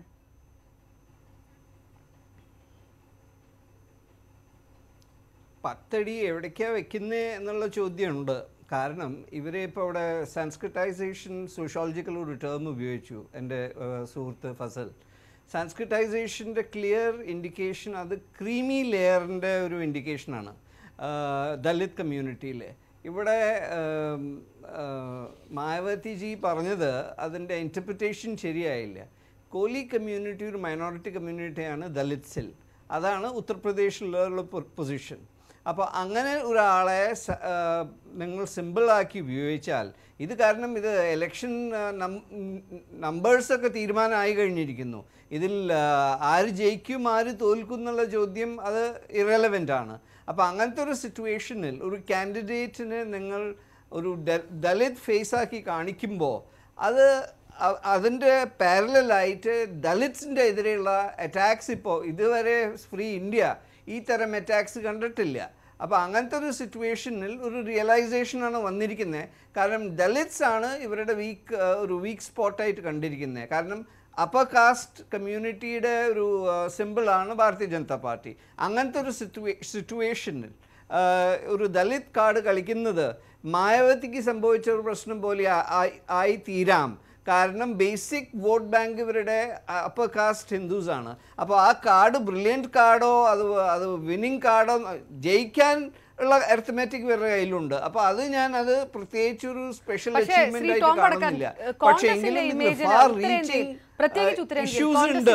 ഇമേജിന് ഈ കാൻഡിഡേറ്റിനെ എതിർക്കുക ദുഷ്കരമാവില്ലേ? അങ്ങനെ ഒരു നിലപാട് പ്രത്യക്ഷമായി എടുക്കാൻ ഒരുപക്ഷെ സീതാറാം യെച്ചൂരിക്ക് പറയാൻ കഴിയും. പക്ഷെ കോൺഗ്രസിന് കൃത്യമായി ഈ ഒരു നിലപാട് സ്വീകരിക്കാൻ കഴിയുമോ? എങ്ങനെ നിങ്ങൾ ഒരു ദളിത് നേതാവിനെ വേണ്ട എന്ന് അംഗീകരിക്കില്ല എന്ന് എങ്ങനെ പറയാൻ കഴിയും? അത് പറയാൻ കഴിയാത്തത് കൊണ്ടല്ലേ ഈ തീരുമാനം ഇനി ഒരു 3 ദിവസത്തേക്ക് നീട്ടിവെപ്പിക്കുന്നത്?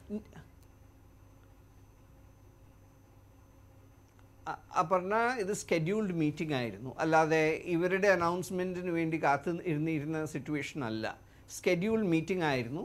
ഇവരിപ്പോൾ പേര് അനൗൺസ് ചെയ്ത് കഴിഞ്ഞിട്ടാണ് ഞങ്ങളുടെ ലീഡേഴ്സിനെ അറിയിച്ചത്. പോട്ടെ, ഞങ്ങൾ അതിലും ആക്ഷേപവും ഇല്ല. എങ്കിലും ഇവരുടെ ഈ കാർഡ് ബ്രില്യൻറ്റ് കാർഡാണെന്നും അത് ബേസിക്കലി ഒരു എന്താ പറഞ്ഞ one of the most wonderful acts of democracy എന്നൊക്കെ പറയുമ്പോൾ അത് വാങ്ങിക്കുന്നില്ല. കാരണം ഇത് ബേസിക്കലി ഒരു സിംബോളിക് ഒരു ഗെയിമാണ് കളിച്ചിരിക്കുന്നത്. പക്ഷേ ഇതിൻ്റെ ഫോളോ ഔട്ട് എവിടെയാണ് വരാൻ പോകുന്നത്, അപ്പർ കാസ്റ്റിനെ എഫക്റ്റ് ചെയ്യും എന്നുള്ള കാര്യം ഞാനൊരു പ്രഡിക്ഷനായിട്ടാണ് പറയുന്നത്, ഒരു പൊളിറ്റിക്കൽ അനാലിസിസ്റ്റായിട്ട് പറയുന്നത്. കോൺഗ്രസിൻ്റെ പൊസിഷൻ ഞങ്ങളിപ്പോൾ പറയുന്നില്ല. കാരണം ഒരു ഒപ്പോസിഷൻ യൂണിറ്റിയുടെ ഭാഗമുണ്ട്, ഒരു കമ്മിറ്റി ഇരിക്കും. ഞങ്ങൾക്ക് ഇവരുടെ മെറിറ്റോ ഡിമെറിറ്റോ അല്ല ഇഷ്യൂ. തീരുമാനം ഒരു കൺസെൻസസിൽ വരും. എല്ലാ പൊളിറ്റിക്കൽ പാർട്ടീസും ഉണ്ട്. അപ്പോൾ അത് വരുമ്പോൾ ഞങ്ങൾ ആരെയും ഒപ്പോസ് ചെയ്യണമെന്നില്ല, ഞങ്ങൾ ഡിമെറിറ്റ്സും അന്വേഷിക്കാൻ പോകുന്നില്ല. പക്ഷെ തീർച്ചയായും ഒരു കൺസെൻസസ് ഇമേർജ് ചെയ്ത് ഒരു കാൻഡിഡേറ്റ് ഉണ്ടെങ്കിൽ കാൻഡിഡേറ്റ് അനൗൺസ് ചെയ്യും, അല്ലെങ്കിൽ കൺസെൻസിലേക്ക് പോകും. ഇറ്റ് ഈസ് ഇതുപോലെ പ്രതിപക്ഷത്തെ സമ്മർദ്ദത്തിലാക്കാൻ, കോൺഗ്രസ് പോലുള്ള ഒരു പാർട്ടിക്ക് പോലും സമ്മർദ്ദത്തിലാക്കാൻ വേണ്ടി മനഃപൂർവ്വം BJP കഴിഞ്ഞ കുറെ ദിവസങ്ങളായി മെല്ലെ പോകുന്ന നയമാണ് സ്വീകരിച്ചുകൊണ്ടിരുന്നത്. 3 അംഗ സമിതി രൂപീകരിച്ചിട്ട് പോലും കൂടിയാലോചനകൾ വൈകിപ്പിച്ചുകൊണ്ടേയിരിക്കുകയായിരുന്നു.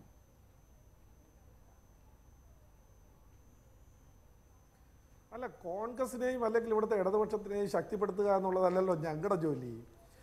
ഇത് ഇവരുടെ ഈ BJPയെ വെട്ടിലാക്കുന്നതിന് വേണ്ടിയിട്ട് ഒരു 10-18 കക്ഷികളെയൊക്കെ അങ്ങോട്ട് കൂട്ടി പിടിച്ചു.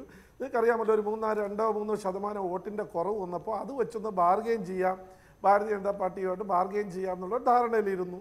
അത് ഞങ്ങൾ മനസ്സിലാക്കി ഞങ്ങൾ അതിനെ അതിജീവിക്കുന്നതിന് വേണ്ടിയിട്ടുള്ള നിലപാടുകൾ സ്വീകരിച്ചു. ആ നിലപാട് രാഷ്ട്രപതി സ്ഥാനാർത്ഥി എന്നതിനപ്പുറത്തേക്ക് ശ്രീ പത്മകുമാർ, ആ നിലപാട് രാഷ്ട്രപതി സ്ഥാനാർത്ഥി എന്നതിനപ്പുറത്തേക്ക് ന്യൂനപക്ഷങ്ങളെ ഞങ്ങൾ ഇതാ കൂടെ നിർത്തിയിരിക്കുന്നു, ദളിതരെ ഞങ്ങൾ കൂടെ നിർത്തിയിരിക്കുന്നു, ദളിതർക്കെതിരെയുള്ള ആക്രമണങ്ങളിൽ ഉണ്ടായ ചില പ്രതിച്ഛായ നഷ്ടങ്ങൾ മാറുന്നതിന് വേണ്ടിയിട്ട് കൂടി ഞങ്ങളിതാ ദളിതരെ കൂടെ നിർത്തിയിരിക്കുന്നു. അങ്ങനെ ഒരു ഉദ്ദേശം കൂടി ഇതിന്റെ പിറകിലില്ലേ? ഞങ്ങളാരും പറഞ്ഞില്ലല്ലോ. എങ്കിൽ കോൺഗ്രസ് പറയാനുള്ളത് സിഖുകാരെ കൂട്ടക്കൊല ചെയ്തതിന് പ്രായച്ചിത്തമായിട്ടാണോ മൻമോഹൻ സിംഗിനെ ഇന്ത്യയുടെ പ്രധാനമന്ത്രിയാക്കിയത്? എന്തുകൊണ്ട് അബ്ദുൽ കലാമിന് 2ാമതൊരു ടേം കൊടുത്തില്ല?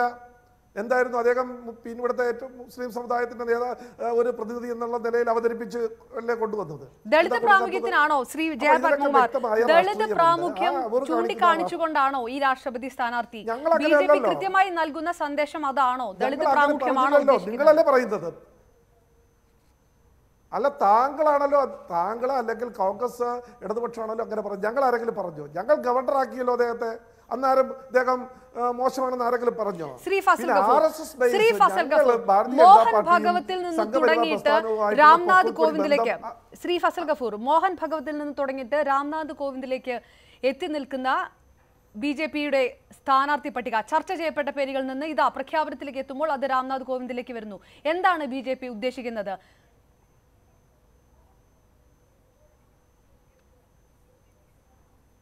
BJP വേറെ വലിയൊരു ബുദ്ധി ഉപയോഗിക്കുന്നുണ്ട്. ഒന്ന്, ഒപ്പോസിഷനെ ചിഹ്ന ഭിന്നമാക്കുക. അത് ഓൾറെഡി ഇപ്പോൾ ആക്കി കഴിഞ്ഞാൽ എനിക്ക് തോന്നുന്നത്. രണ്ടാമത് വലിയൊരു ബുദ്ധി എന്താണെന്ന് വെച്ചാൽ ഇവർക്ക് ശരിക്കും ജയിക്കാനുള്ള വോട്ടുണ്ട്.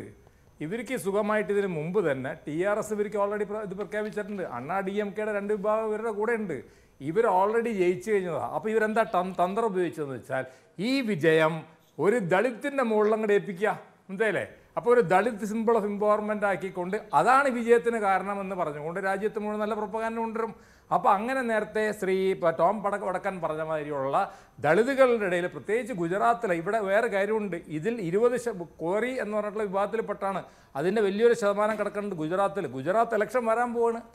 അങ്ങനെ ഗുജറാത്ത് ഇലക്ഷൻ കൂടെ വരുമ്പോൾ ഒരു ഭാഗത്ത് നമ്മുടെ ഇവർ രണ്ട് ചിഹ്ന ഭിന്നമാകുന്നു, മറുഭാഗത്ത് ഒരു ദളിത് കാരണമാണ് ഇതൊക്കെ സംഭവിക്കുന്നത് എന്ന് പറഞ്ഞു. പക്ഷേ എനിക്കൊരു ചോദ്യം തിരിച്ചു ചോദിക്കാനുള്ളത്, ഇന്ത്യയുടെ പ്രസിഡന്റുമാരുടെ നമ്മൾ സ്റ്റേച്ചർ നോക്കുക, അവരുടെ പദവി നോക്കുക, ഇത്രയും വീക്കായിട്ടുള്ള ഒരാളെയാണോ ഇവർ പ്രസിഡന്റായിട്ട് കണ്ടുപിടിച്ചിട്ടുള്ളത്? ആകെ ഇയാളുടെ ക്വാളിഫിക്കേഷൻ എന്താണ്? ഇദ്ദേഹം 2 തവണ രാജ്യസഭയിലോട്ട് പോയിന്ന്, അതിപ്പോൾ എല്ലാവരും ഉണ്ടല്ലോ, വിജയ് മല്യയും പോയല്ലോ രാജ്യസഭയിലോട്ട്, എന്തല്ലേ? അതല്ല, രണ്ടാമത് അദ്ദേഹത്തിൻ്റെ സ്റ്റേച്ചർ എന്ന് പറഞ്ഞാൽ അദ്ദേഹം ഒരു സുപ്രീം കോടതിയിൽ അഡ്വക്കേറ്റ് ആയിരുന്നു, മനസ്സിലല്ലേ? അതിലപ്പുറത്ത് പിന്നെ അദ്ദേഹം IAS എഴുതി എന്നൊക്കെ, അതിലൊക്കെ എന്താ കഥ ഉള്ളത്? എന്താണ് അദ്ദേഹം ചെയ്തിട്ടുള്ളത്? അദ്ദേഹം ഭാരതീയ ജനതാ പാർട്ടിയുടെ ദളിത് വിങ്ങിൻ്റെ പ്രസിഡന്റ് ആയിരുന്നു. അത് കുഴപ്പമില്ല, അത് ഇവിടെ മുസ്ലിം ലീഗിനുണ്ട്, ദളിത് ലീഗൊക്കെ, എന്തല്ലേ? അതിൽ കാര്യമൊന്നുമില്ല. എന്താണ് സ്റ്റേച്ചർ? ഞാൻ പത്മകുമാറിനോട് നേരിട്ട് ചോദിക്കുകയാണ്. ഞാനൊരു തുറന്ന സംവാദം, ഏതൊരു ഏറ്റുമുട്ടലുമില്ല. ഞാൻ ആദ്യം തന്നെ ഇവർ അഭിനന്ദിച്ചതാണ്, ഇവരുടെ മാസ്റ്റർ സ്ട്രോക്ക് ആണെന്ന് പറഞ്ഞിട്ട്. പക്ഷേ ഇവരുടെ കാൻഡിഡേറ്റിൻ്റെ മികവ്, നമ്മളൊരു കൺസെൻസസ് കാൻഡിഡേറ്റ് എന്ന് പറയുമ്പോൾ ആ കാൻഡിഡേറ്റിന് ഒരു മികവുണ്ടാവണം. 2 തവണ രാജ്യസഭയിൽ പോയതുകൊണ്ടോ, സുപ്രീം കോടതിയിൽ നല്ലൊരു വക്കീൽ, അത് ഞാനൊന്നും കേട്ടിട്ടില്ല അത്ര ഭയങ്കര വക്കീലാണെന്നോ, അദ്ദേഹം ദളിതുകൾക്ക് വേണ്ടി എന്ത് പ്രവർത്തനം നടത്തി? അദ്ദേഹം അംബേദ്കറിൻ്റെ ലെവലിലുള്ള ഒരാളാണോ? പോട്ടെ, മായാവതിയുടെ ലെവലിലുള്ള ഒരാളാണോ? ഒന്നുമല്ലല്ലോ. നിങ്ങൾ പത്മകുമാറിന്റെ പാർട്ടിയുടെ ഒരു ദളിത്, അതും കുറെ കാലം അത് തന്നെ ജെ.ആർ. പത്മകുമാർ ഒറ്റ വാക്കിലാണ് ചോദിക്കുന്നത്, ഒരു ന്യൂട്രൽ കാൻഡിഡേറ്റ് ആണോ BJP ഈ മുന്നോട്ട് വെച്ചിരിക്കുന്ന സ്ഥാനാർത്ഥി? ഒരു ന്യൂട്രൽ കാൻഡിഡേറ്റ് ആണോ? അതാണ്, അല്ലെങ്കിൽ എന്താണ് അദ്ദേഹത്തിന്റെ മെറിറ്റ് എന്നാണ് ചോദിക്കുന്നത് ഫസൽ ഗഫൂർ. അല്ല, സ്റ്റേച്ചർ ഉണ്ടോന്ന്, സ്റ്റേച്ചർ ഉണ്ടോ അപർണ? സ്റ്റേച്ചർ ഉണ്ടോ? What is the stature of the presidential candidate? Fazal ഗഫൂറിന്റെ സർട്ടിഫിക്കറ്റ് ഒക്കെ ആർക്കാ വേണ്ടത്? ഈ ചോദിക്കുന്ന ആളുടെ സ്ട്രക്ചർ എന്താ എല്ലാവർക്കും അറിയാലോ. പൊതുസമൂഹത്തിൽ അദ്ദേഹത്തിന്റെ സ്ട്രക്ചർ എന്താണെന്ന് എല്ലാവർക്കും അറിയാമല്ലോ.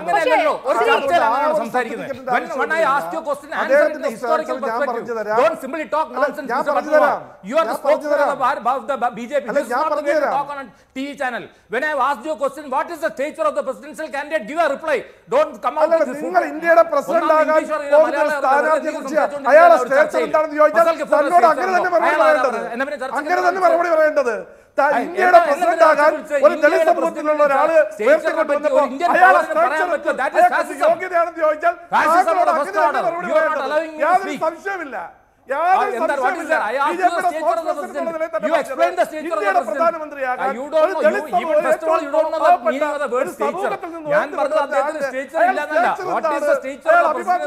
അപമാനിക്കുന്ന രീതിയിൽ അങ്ങനെ തന്നെ മറുപടി പറയേണ്ടത്, അല്ലാതെ ആവശ്യമില്ല. അത് തന്നെ ഞാൻ പറഞ്ഞത്. താങ്കൾ ചോദിച്ച ആ വാക്കിന്റെ അർത്ഥത്തിൽ തന്നെ അത് ഉൾക്കൊണ്ടുകൊണ്ട് തന്നെയാണ് ഫസൽ ഗഫൂർ ഞാൻ മറുപടി പറഞ്ഞത്. അല്ലല്ല, അദ്ദേഹം RSS ആണ്, അതിന്റെ കുഴപ്പം അല്ല. അതല്ലല്ലോ ചോദിച്ചത്. താങ്കൾ അങ്ങനെയല്ലല്ലോ പറഞ്ഞത്. അയാൾ അഭിഭാഷകനാണ്, അദ്ദേഹം അഭിഭാഷകനാണ്. ഞാൻ കേട്ടിട്ടില്ല രാജ്യസഭയിൽ പോകും വിജയമല്യാണ് ഈ രീതിയിലുള്ള അദ്ദേഹത്തെ അപമാനിക്കുന്നത്. താങ്കളുടെ ഒരു വർഗീയ തീർച്ചയായും വിഷയത്തിലേക്ക് കടന്നു വരാം. ഞാൻ ശ്രീ പി കരുണാകരൻ, എന്ത് രാഷ്ട്രീയ നാടകമാണെന്ന്, എന്തെല്ലാം രീതിയിലുള്ള ആരോപണങ്ങൾ അപ്പുറത്ത് നിന്ന് ഇപ്പുറത്ത് നിന്ന് ഉന്നയിച്ചാൽ പോലും ശ്രീ പി കരുണാകരൻ, ഇതിന് ഒരു ബദൽ കണ്ടെത്താൻ നിങ്ങൾക്ക് കഴിയില്ല. രാഷ്ട്രീയ നാടകം BJP കളിച്ചിട്ടുണ്ടെങ്കിൽ അതിൽ ചെന്ന് ചാടിയ ഉത്തരവാദിത്തം ആർക്കാണ്? പ്രതിപക്ഷത്തിനില്ലേ? ഇടതുപക്ഷത്തിനില്ലേ? അല്ല, ഈ വഴക്കത്തിനിടയിൽ എന്താണെന്ന് ചോദ്യം മനസ്സിലായില്ല. ശ്രീ പി കരുണാകരൻ, ഈ വഴക്കിനെ കുറിച്ച് തന്നെയാണ് പറയുന്നത്. എന്ത് രാഷ്ട്രീയ നാടകം കളിച്ചു, മെറിറ്റ് ഉണ്ടോ ഡീമെറിറ്റ് ഉണ്ടോ എന്ന ചോദ്യം അങ്ങോട്ടും ഇങ്ങോട്ടും ആരോപിച്ചാലും ഇതിന് മറ്റൊരു ബദൽ കണ്ടെത്താൻ, അല്ലെങ്കിൽ ഇത് പരിപൂർണമായി നിഷേധിക്കാൻ പ്രതിപക്ഷത്തിന് കഴിയില്ല. BJP രാഷ്ട്രീയ നാടകം കളിച്ചിട്ടുണ്ടെങ്കിൽ ആ രാഷ്ട്രീയ നാടകത്തിൽ ചെന്ന് വീണുകൊടുത്ത ഉത്തരവാദിത്തം പ്രതിപക്ഷത്തിനില്ലേ, ഇടതുപക്ഷത്തിനില്ലേ? അല്ല, ഇതിലൊരു പ്രധാനപ്പെട്ട വിഷയം ഞാൻ ആദ്യം തന്നെ പറഞ്ഞു, അല്ലെ ഞങ്ങൾ പറഞ്ഞു, പ്രസിഡന്റ് തെരഞ്ഞെടുപ്പ് എന്ന് പറയുന്നത് കക്ഷി രാഷ്ട്രീയത്തിന് അതീതമായി രാജ്യത്തിൽ ഒരു പൊതു കോൺഫറൻസ് ഉണ്ടാക്കാൻ നമ്മൾ ശ്രദ്ധിക്കേണ്ടതായിരുന്നു. ആദ്യഘട്ടത്തിൽ അതുണ്ടായിരുന്നു, പിന്നീട് കുറഞ്ഞു വന്നു എന്നുള്ളത് ശരിയാണ്. അപ്പോൾ കക്ഷി രാഷ്ട്രീയത്തിന്റെ അതിപ്രശ്നം വന്നതോടുകൂടി രാഷ്ട്രീയ കക്ഷികളുടെ ബലാബലത്തിനനുസരിച്ച് പ്രസിഡന്റ് വരുന്നതും പോകുന്നതും ഒരു സ്ഥിരം പതിവായി. ഈ പ്രാവശ്യവും ഇടതുപക്ഷ പാർട്ടികൾ പറഞ്ഞൊരു കാര്യം, ഒരു പാർട്ടിയിലും പെടാത്ത അതേപോലെ തന്നെ നമുക്ക് അംഗീകരിക്കാൻ കഴിയുന്ന ഒരാളെ പ്രസിഡന്റ് ആക്കണം എന്നുള്ളത് പരസ്യമായിട്ട് പറഞ്ഞൊരു കാര്യമാണ്. അതേസമയത്ത് തന്നെ ഗവൺമെന്റിന്റെ ഉത്തരവാദിത്വമുണ്ട്. ആ ഉത്തരവാദിത്വം എന്താന്ന് പറഞ്ഞാൽ ഞാൻ നേരത്തെ സൂചിപ്പിച്ചു, ഒരു നിയമസഭയിലോ പാർലമെന്റിലോ മത്സരിക്കുന്ന പോലെയല്ല. ഇന്ത്യയുടെ പ്രസിഡന്റാണ്. പ്രതിപക്ഷവും ഭരണകക്ഷിയും തമ്മിൽ ഒട്ടേറെ കാര്യങ്ങൾ തർക്കമോ കാര്യങ്ങളോ വരും. ഭരണപരമായിട്ടുള്ള ഒട്ടേറെ തർക്കങ്ങളും കാര്യങ്ങളും വരും. ഞങ്ങൾക്ക് ചെറിയ വോട്ടിന്റെ കുറവ് മാത്രമേ ഉള്ളൂ. ആ കുറവ് നികത്താൻ ഞങ്ങൾക്ക് ഇത് ഒരു ദളിത് കാർഡ് ഇറക്കിയിരിക്കുന്നു. ഞങ്ങൾക്ക് വിജയിക്കാൻ കഴിഞ്ഞിരിക്കുന്നു. ഇത് യഥാർത്ഥത്തിൽ ഒരു അംഗീകരിക്കപ്പെടാൻ പറ്റുന്ന ഒരു വാദഗതിയാണോ? ഞങ്ങൾക്ക് ജയിക്കാൻ കഴിയുമെന്ന് പറഞ്ഞാൽ ശരി, പക്ഷെ അതിനു പകരം ചെറിയ വ്യത്യാസം മാത്രമേ ഉള്ളൂ. ആ ചെറിയ വ്യത്യാസം നികത്താൻ വേണ്ടിയിട്ട് ഇതാ ഞങ്ങൾ ദളിത് കാർഡ് ഇറക്കിയിരിക്കുന്നു, അതുകൊണ്ട് നിങ്ങൾക്ക് ഉത്തരേന്ത്യയിൽ ഇവരെ ചോദ്യം ചെയ്യാൻ ഒഴിവാക്കാൻ കഴിയില്ല എന്ന് നിങ്ങളും പറഞ്ഞു.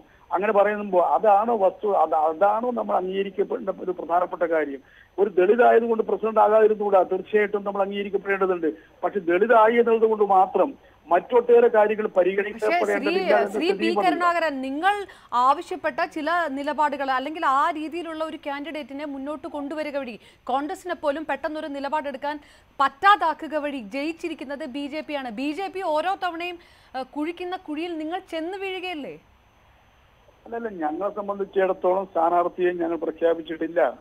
ഞങ്ങൾ സ്ഥാനാർത്ഥിയെ 2-3 ദിവസത്തിനുള്ളിൽ മാത്രമേ നമ്മൾ തീരുമാനിക്കൂ. കാരണം നമ്മൾ നോമിനേഷൻ കൊടുക്കുന്നതിന് മുമ്പായിട്ട് ഞങ്ങൾ 17 പാർട്ടികളുടെ യോഗം ചേർന്നുകൊണ്ട് ഇത് സംബന്ധിച്ച് വിശദമായിട്ടുള്ള ചർച്ച നടത്തിയിരുന്നു.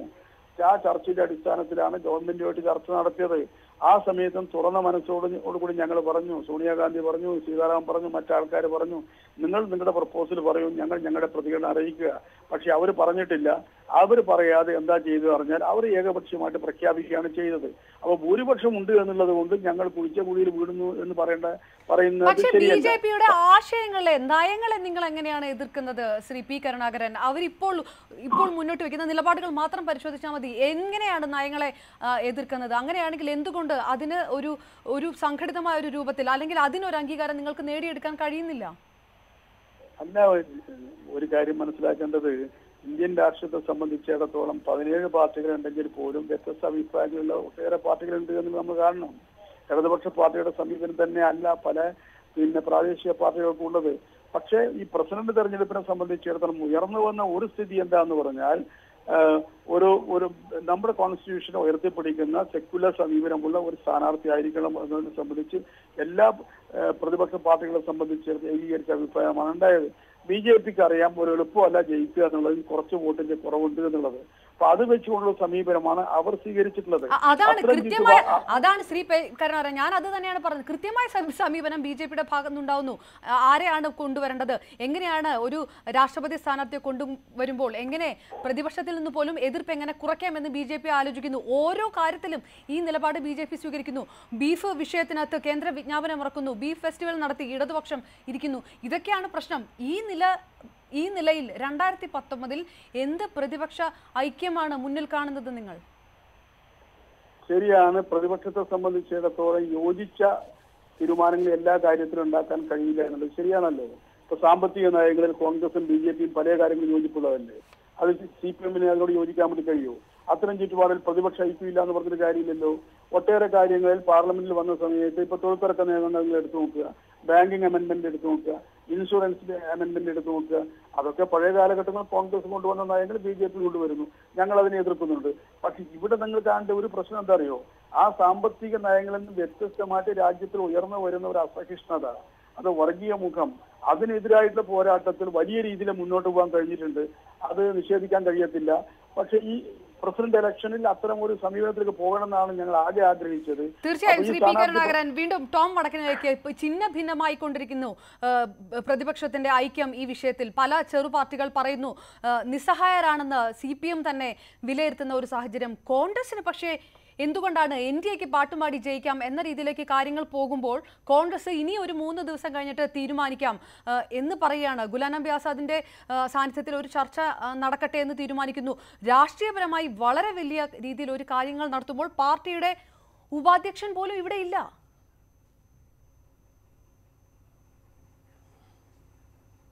അപർണ, രണ്ട് ഇഷ്യൂ ആണ്. കോൺഗ്രസ് വൈസ് പ്രസിഡന്റ് ഇവിടെ 48 മണിക്കൂറിൽ തിരിച്ചു വരും, അത് വിഷയം വേറെ. ഇത് നമ്മൾ കാട്ടിലൊന്നുമല്ല ഇരിക്കുന്നത്, ടെലിഫോണിക്കലി ബന്ധങ്ങളുണ്ട്. കംപ്ലീറ്റ് ടെലികമ്മ്യൂണിക്കേഷൻ ഉണ്ട്, ഒരു ഡിജിറ്റൽ ഏജിലാണ് നമ്മൾ താമസിക്കുന്നത്. അപ്പോൾ ഈ ഒപ്പീനിയൻസൊക്കെ ഞങ്ങൾക്ക് കോൺടാക്റ്റിലുണ്ട്, സ്ഥിരമായിട്ട് കോൺടാക്റ്റിലുണ്ട്. അത് വൈസ് പ്രസിഡൻ്റ് ഇഷ്യൂ. പിന്നെ ഇവിടെ 2-3 ഇഷ്യൂസ് റേസ് ചെയ്തിട്ടുണ്ട്. ഒന്ന്, ഒപ്പോസിഷൻ യൂണിറ്റിയുടെ ഒരു ഫസ്റ്റ് സ്റ്റെപ്പായിരുന്നു. ഇതിപ്പോൾ കോൺഗ്രസ് അല്ല തീരുമാനിക്കേണ്ടത്, കാരണം ഒരു ഒപ്പോസിഷൻ യൂണിറ്റി ഒരു സ്കെഡ്യൂൾ മീറ്റിംഗ് ആണ്, അല്ലാതെ ഇവർ തീരുമാനിച്ചപ്പോൾ ഞങ്ങൾ ഒരു മീറ്റിംഗ് വിളിച്ചതല്ല. സ്കെഡ്യൂൾ മീറ്റിംഗ് ആയിരുന്നു. ഇത് എസ്റ്റാബ്ലിഷ്ഡ് ഒരു പ്രൊസീജിയറുണ്ട്. അപ്പോൾ ഇവരുടെ കാൻഡിഡേറ്റിനെ ഞങ്ങൾ അവരുടെ ഇപ്പോൾ ചില വാക്കുകൾ ഇവിടെ ഉപയോഗിച്ചു. സ്റ്റേച്ചർ, ഞാൻ അതിലേക്കേ കടക്കുന്നില്ല.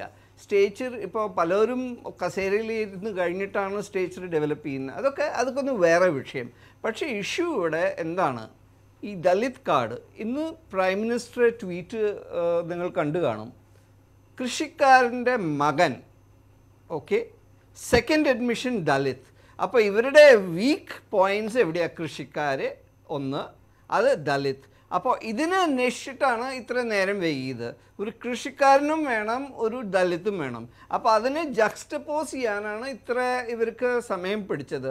അത് കാരണമാണ് ട്രൈബൽ ഒരു കാൻഡിഡേറ്റിനെ അനൗൺസ് ചെയ്തു, അവരെ അക്സെപ്റ്റ് ചെയ്തില്ല. കാരണം അവർ കൃഷിക്കാരൻ്റെ മകനല്ല, പോരെങ്കിൽ ദളിത് കാർഡും ഇല്ല. അപ്പോൾ അവരുടെ അന്വേഷണം ലിമിറ്റഡ് ആയിരുന്നു. ഗവർണറിനെ, ബീഹാർ ഗവർണറിനെ ഐഡൻറ്റിഫൈ ചെയ്യാൻ സമയം പിടിച്ചു. അവർ ലാസ്റ്റ് മിനിറ്റിൽ അനൗൺസ് ചെയ്തു, ഞങ്ങൾക്കും സമയം തരൂ 2 ദിവസത്തിൽ, ഞങ്ങളും തീരുമാനിക്കട്ടെ ഇവരുടെ മെറിറ്റ്സും ഡീമെറിറ്റ്സും ഒന്ന് എല്ലാവരും കൂടി ഞങ്ങൾ തീരുമാനിക്കട്ടെ. അത് കഴിഞ്ഞ് നമുക്കൊരു ഫർദർ ഡിസ്കഷനിൽ വരാം. ഇത് കൺസെൻസസിലേക്ക് പോകുന്നു, അത് ഇലക്ടീവ് പ്രോസസ്സിലേക്ക് പോകുന്നു. ഇത് ഡെമോക്രാറ്റിക് പ്രോസസ്സാണ്, ആരും ഇമ്പോസ് ചെയ്യുന്നില്ല. പക്ഷെ ഞാൻ ഒരു കാര്യം പറയാം, ഇവിടെ ഒരു തെറ്റ് നടക്കാൻ പോകുന്നത് RSSനെ ഈ കാൻഡിഡേറ്റിനെ പറ്റി ഇവർ ഒഫീഷ്യലി എന്ത് തന്നെ പറഞ്ഞാലും തൃപ്തിയില്ല എന്നുള്ള കാര്യം സോഴ്സസ് വഴി എനിക്ക് ഇൻഡിക്കേഷൻ ഉണ്ട്. കാരണം ഈ സ്ഥാനാർത്ഥിയുടെ മെറിറ്റ്സും ഡീമെറിറ്റ്സും അനലൈസ് ചെയ്യേണ്ട, സത്യസന്ധമായി ഒരു കാര്യം ചോദിച്ചുകൊള്ളട്ടെ. ചാനൽ ചർച്ചകളിൽ താങ്കളടക്കമുള്ള BJP നേതാക്കൾ പങ്കെടുത്തുകൊണ്ടേയിരിക്കുകയായിരുന്നു. പല രീതിയിലുള്ള പേരുകൾ ചർച്ച ചെയ്യപ്പെട്ടിരുന്നു. ഇന്ന് 2 മണിക്കൂർ നീണ്ട പാർലമെന്ററി ബോർഡ് യോഗത്തിന് ശേഷമാണ് ഈ ഒരു സ്ഥാനാർത്ഥിയുടെ പേര് അമിത്ഷാ പ്രഖ്യാപിക്കുന്നത്. അതുവരെ മറ്റ് BJP നേതാക്കൾക്ക്, ചാനൽ ചർച്ചയിൽ പങ്കെടുത്തുകൊണ്ടിരിക്കുന്ന നിങ്ങളടക്കമുള്ള നേതാക്കൾക്ക് വല്ല സൂചനയും ഉണ്ടായിരുന്നോ ഇങ്ങനെ ഒരു പേരിനെ കുറിച്ച്?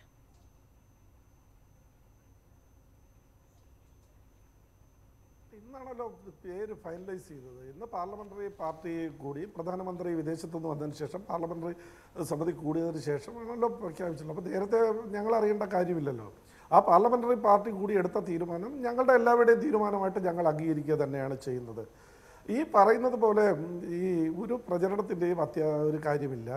ഞങ്ങളാരും അങ്ങനെയാണെങ്കിൽ ശ്രീ പരമകുമാർ, എന്തുകൊണ്ട് ദ്രൗപദി മുർമു അടക്കമുള്ളവരെ ഒഴിവാക്കിക്കൊണ്ട്, അങ്ങനെയാണെങ്കിൽ ചോദിക്കുന്ന ചോദ്യം എന്താണ് ആ മെറിറ്റ്? നിങ്ങൾ കരുതുന്ന മെറിറ്റ് എന്താണ്? ദ്രൗപദി മുർമു അടക്കമുള്ളവരെ മാറ്റി നിർത്തിക്കൊണ്ട് രാംനാഥ് കോവിന്ദിലേക്ക് എത്താനുള്ള മെറിറ്റ് എന്താണ്? ആദ്യമായിട്ടല്ല ഒരു ദളിത് നേതാവ് രാഷ്ട്രപതിയാകുന്നത്, ആദ്യമായിട്ടല്ല അദ്ദേഹം. അങ്ങനെ ദളിതെന്ന് പറഞ്ഞില്ലല്ലോ. ദളിതെന്ന് ആ ഒരൊറ്റ ദളിത് എന്നുള്ള ഒരൊറ്റ ക്രൈറ്റീരിയന്ന് നിങ്ങളാ കൊണ്ടുവരുന്നത്. ഈ സമൂഹത്തിലെ ഏറ്റവും പാവപ്പെട്ട ഒരാൾ ഈ സമൂഹത്തിലെ എല്ലാ പ്രതിബന്ധങ്ങളെയും അതിജീവിച്ചുകൊണ്ട് അദ്ദേഹം ഇന്ന് ഈ നിലയിലെത്തി. ഒരു സുപ്രീം കോടതി അഭിഭാഷകനായി, ഒരു നല്ല പൊതുപ്രവർത്തകനായി, ഇപ്പോൾ ഗവർണറായിട്ടും പ്രവർത്തിക്കുന്നു. അദ്ദേഹത്തിൻ്റെ കഴിവ് ഈ രാജ്യത്ത് സാധാരണക്കാരായ ആളുകളെ അപ്ലിഫ്റ്റ് ചെയ്യുന്നതിന് വേണ്ടിയിട്ടുള്ള ഉപകരിക്കും എന്നുള്ളത് കൊണ്ടാണ്. ഞങ്ങളാരും വാചകവടിയിലല്ലോ ഈ കാര്യങ്ങൾ ചെയ്യുന്നത്. നിങ്ങളൊന്ന് ആലോചിച്ച് നോക്കുക. ആദ്യമായിട്ടൊരു ദളിത് ഒരു ദളിത് വനിതയെ ഒരു സംസ്ഥാനത്തിൻ്റെ മുഖ്യമന്ത്രിയാക്കിയത് ഭാരതീയ ജനതാ പാർട്ടിയാണ്. ആ പാർട്ടിയുടെ അഖിലേന്ത്യാ അധ്യക്ഷനാക്കി ആദ്യമാക്കിയാക്കിയത് ഞങ്ങളാണ്. അതേപോലെ ഏറ്റവും കൂടുതൽ MP-മാർ ദളിതിൽ നിന്നുള്ളത് ഭാരതീയ ജനതാ പാർട്ടിയിലാണ്. ഏറ്റവും കൂടുതൽ MLA-മാരുള്ളത് ഭാരതീയ ജനതാ പാർട്ടിയിലാണ്. ഞങ്ങളാരും വാചകമടിയിൽ കൂടിയല്ല, അവരെ പൊതുസമൂഹത്തിൻ്റെ കൈപിടിച്ചുയർത്തി മുഖ്യധാരയിലേക്ക് കൊണ്ടുവരുന്നതിന് വേണ്ടിയുള്ള ശ്രമങ്ങളാണ് ഞങ്ങൾ നടത്തുന്നത്. ഞങ്ങളാരും പ്രചരിപ്പിക്കുന്നില്ല, പ്രസംഗിക്കുന്നില്ല. പിന്നെ ഞങ്ങൾ എന്തിപ്പോൾ ഒരു ബ്രാഹ്മണനെയാണ് സ്ഥാനാർത്ഥിയാക്കിയെങ്കിൽ ഹൈന്ദവ വർഗീയത സവർണനെയാക്കി എന്ന് പറഞ്ഞത്, മുസ്ലിമിനെ ആക്കിയെങ്കിൽ തന്നെ മുസ്ലിം പ്രീണനമാണെന്ന് പറഞ്ഞത്, ദളിതന് SC ആക്കിയപ്പോൾ പറയുന്നത് SC പ്രീണനമാണെന്ന് പറയുന്നത്. ഇത് എന്ത് രാഷ്ട്രീയമാണ്? കുറെയൊക്കെ യാഥാർത്ഥ്യബോധത്തോടെ ശ്രീ പത്മകുമാർ, രാഷ്ട്രീയമില്ലേ? അതിൽ രാഷ്ട്രീയമില്ലേ? ഇപ്പോൾ നടക്കുന്ന സാഹചര്യത്തിൽ അതിൽ രാഷ്ട്രീയമില്ല എന്ന് താങ്കൾ വാദിക്കുന്നു. ആ രീതിയിൽ ന്യൂനപക്ഷങ്ങൾക്ക് വേണ്ടിയിട്ടോ ദളിത് പ്രാമുഖ്യം ഒന്നും ഉയർത്തിപ്പിടിച്ചിട്ടല്ലേ അപ്പോൾ ഇങ്ങനെ ഒരു സ്ഥാനാർത്ഥി? ഇതൊന്നും ഉയർത്തിപ്പിടിച്ചിട്ടല്ലേ ഈ സ്ഥാനാർത്ഥി? അല്ല, ജനാധിപത്യത്തിൽ രാഷ്ട്രീയമുണ്ട് ഇല്ലെന്ന് ആരെങ്കിലും പറഞ്ഞോ? രാഷ്ട്രീയത്തിൽ അതീതമായിട്ട് ആരാ ഉള്ളത്? എല്ലാവർക്കും രാഷ്ട്രീയമുണ്ട്. ആ ഒരാൾ ആ ഒരു പോസ്റ്റിൽ വന്നു കഴിഞ്ഞാൽ അദ്ദേഹം എടുക്കുന്ന നിലപാടുകളാണ് നമ്മൾ വിലയിരുത്തപ്പെടേണ്ടത്. എല്ലാവർക്കും രാഷ്ട്രീയമുണ്ട്. ഈ രാഷ്ട്രീയത്തിന്റെ അടിസ്ഥാനത്തിൽ തന്നെയാണ് മത്സരം. NDA സ്ഥാനാർത്ഥിയായിട്ട് അദ്ദേഹം മത്സരിക്കുകയും വേറൊരു സ്ഥാനാർത്ഥി മത്സരരംഗത്ത് വന്നാലും NDA രാഷ്ട്രീയത്തിന് ആളുകളെല്ലാം അദ്ദേഹത്തിന് വോട്ട് ചെയ്യില്ലേ? അപ്പൊ ഇന്ത്യൻ പ്രസിഡന്റ് ഒരു ഫസൽ ഗഫൂറിലേക്ക് പോകുന്നതിന് മുമ്പ് യുപിയിൽ എത്ര മുസ്ലിം സ്ഥാനാർത്ഥികളെ നിർത്തിയിട്ടുണ്ട് BJP? ശ്രീ പത്മകുമാർ,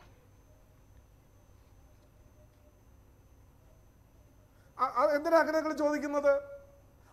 അവിടുത്തെ മുസ്ലിം അങ്ങനെയാണെങ്കിൽ നിങ്ങൾ പറയുന്നത് ശരിയാണെങ്കിൽ മുസ്ലിം ഭൂരിപക്ഷമുള്ള ഈ സ്ഥലങ്ങളിൽ മുസ്ലിം സ്ഥാനാർത്ഥിയെ മുസ്ലിമുടെ ആളുകളാണ് പ്രതിനിധികളാണെന്ന് കുറച്ചുകൊണ്ട് നിർത്തിയിട്ട് അവിടുത്തെ മുസ്ലിം സമുദായം വോട്ട് ചെയ്തില്ലല്ലോ.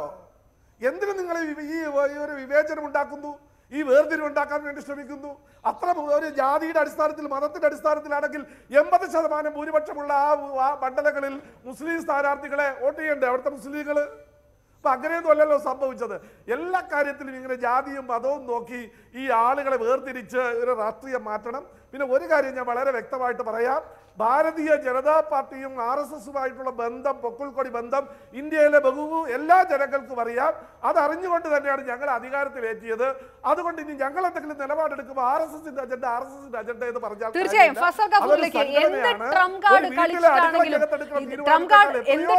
BJP കളിച്ചിട്ടുണ്ടെങ്കിലും ഇല്ലെങ്കിലും ഇതിൽ സംബന്ധിച്ചോളം പ്രതിപക്ഷത്തെ സംബന്ധിച്ചോളം മറു ഓപ്ഷൻ ശക്തമായി കൊണ്ടുവരാൻ ബുദ്ധിമുട്ടാണ്. ഇനി ഒരു സ്ഥാനാർത്ഥി, അതൊരു ദളിത് സ്ഥാനാർത്ഥി ആണെങ്കിൽ പോലും എത്ര പേർ പിന്തുണയ്ക്കും, പ്രതിപക്ഷത്ത് തന്നെ എത്ര പേർ പിന്തുണയ്ക്കും എന്ന ചോദ്യം ബാക്കി നിൽക്കുകയാണ്. പന്ത് BJPയുടെ കോർട്ടിലാണ്. ചില ചരിത്ര സത്യങ്ങൾ ഞാൻ തിരുത്താൻ ആഗ്രഹിക്കുകയാണ്. ആദ്യമായിട്ട് മുഖ്യമന്ത്രി ഉണ്ടായിട്ടുള്ളത് ദളിത്, അതൊന്നും ശരിയല്ല. മോഹൻലാൽ സുഖാദിയ, അദ്ദേഹം ട്രൈബലായിരുന്നു, രാജസ്ഥാനിൽ കോൺഗ്രസിൻ്റെ. അതേമാതിരി തന്നെ നമ്മുടെ ബീഹാറിൽ ബോലാ പാസ്വാൻ ശാസ്ത്രീയ കോൺഗ്രസ് 3 തവണ മുഖ്യമന്ത്രിയാക്കി. അതേമാതിരി തന്നെ നമ്മളുടെ മഹാരാഷ്ട്രയിൽ സുശീൽ കുമാർ ഷിൻഡെ, അദ്ദേഹം മുഖ്യമന്ത്രിയായിരുന്നു, അദ്ദേഹം SC/ST ആണ്. ബാക്കിയൊക്കെ ടോം അടക്കം പറഞ്ഞോ. ധരം സിംഗ്, അദ്ദേഹം SC/STയിൽപ്പെട്ടാണ്, അദ്ദേഹം കർണാടകയിലെ മുഖ്യമന്ത്രിയായിരുന്നു. ഇതൊന്നും ഒരു പുതിയൊരു കാര്യമല്ല. ഇഷ്ടം പോലെ ആൾക്കാരെ മുൻ ഗവൺമെൻറ്റുകളുടെ കാലഘട്ടങ്ങളിൽ കോൺഗ്രസോ മറ്റുള്ളവരായിക്കോട്ടെ, അതേപോലെ തന്നെ രാം സുന്ദർദാസ് തൊട്ടിട്ട് ഒരു വലിയൊരു അണിനിര, ജതിൻ റാം മാഞ്ചി വരെയുള്ള സോഷ്യലിസ്റ്റുകളും ഇവിടെ മുഖ്യമന്ത്രിയാക്കിയിട്ടുണ്ട്. അപ്പോൾ ഒരു ദളിതിനെ ഇപ്പോൾ ഒരു മുഖ്യമന്ത്രിയോ അല്ലെങ്കിൽ ഒരു പ്രധാനമന്ത്രിയാക്കുന്നൊന്നുമല്ല, അതല്ല ഇഷ്യൂ എടുക്കുന്നത്. ഇഷ്യൂ ഇപ്പോൾ വളരെ സിമ്പിളായിട്ടുള്ള ഒരു ഇഷ്യൂ ആണ്. ഞാൻ ഈ പത്മകുമാർ ഞാനായിട്ട് വെറുതെ തല്ലുപിടിക്കുന്നതാണ്. ഞാൻ തുടക്കത്തിൽ തന്നെ പറഞ്ഞതാണ് ഇതൊരു മാസ്റ്റർ സ്ട്രോക്ക് ആണെന്ന് പറഞ്ഞത്. ഞാൻ തല്ലുപിടിച്ചിട്ടേ ഇല്ല. ഞാൻ സമയപരിമിതി കൊണ്ടാണ് അത് അംഗീകരിക്കാതെ കഴിയില്ല. എത്രയെല്ലാം ആരോപണങ്ങൾ ഉണ്ടായാലും അഭിപ്രായ ഭിന്നതകൾ ഉണ്ടായാലും പന്ത് നിൽക്കുന്നത് BJPയുടെ കോർട്ടിലാണ്. അത് പ്രതിരോധത്തിലാക്കിയിരിക്കുന്നത് പ്രതിപക്ഷത്തെയാണ്. പ്രത്യേകിച്ച് നിലപാടെടുക്കാൻ കോൺഗ്രസ് പോലും സമയം വേണമെന്ന് ആഗ്രഹിക്കുന്ന സാഹചര്യത്തിൽ BJPക്ക് തന്നെയാണ് ഈ വിഷയത്തിൽ മുൻതൂക്കം. ചർച്ചയിൽ പങ്കെടുത്ത ടോം വടക്കൻ, JR പത്മകുമാർ, ഫസൽ ഗഫൂർ, അതോടൊപ്പം തന്നെ ശ്രീ P കരുണാകരൻ MP, എല്ലാവർക്കും നന്ദി. പ്രൈം ഡിബേറ്റ് പൂർണ്ണമാകും. നമസ്കാരം.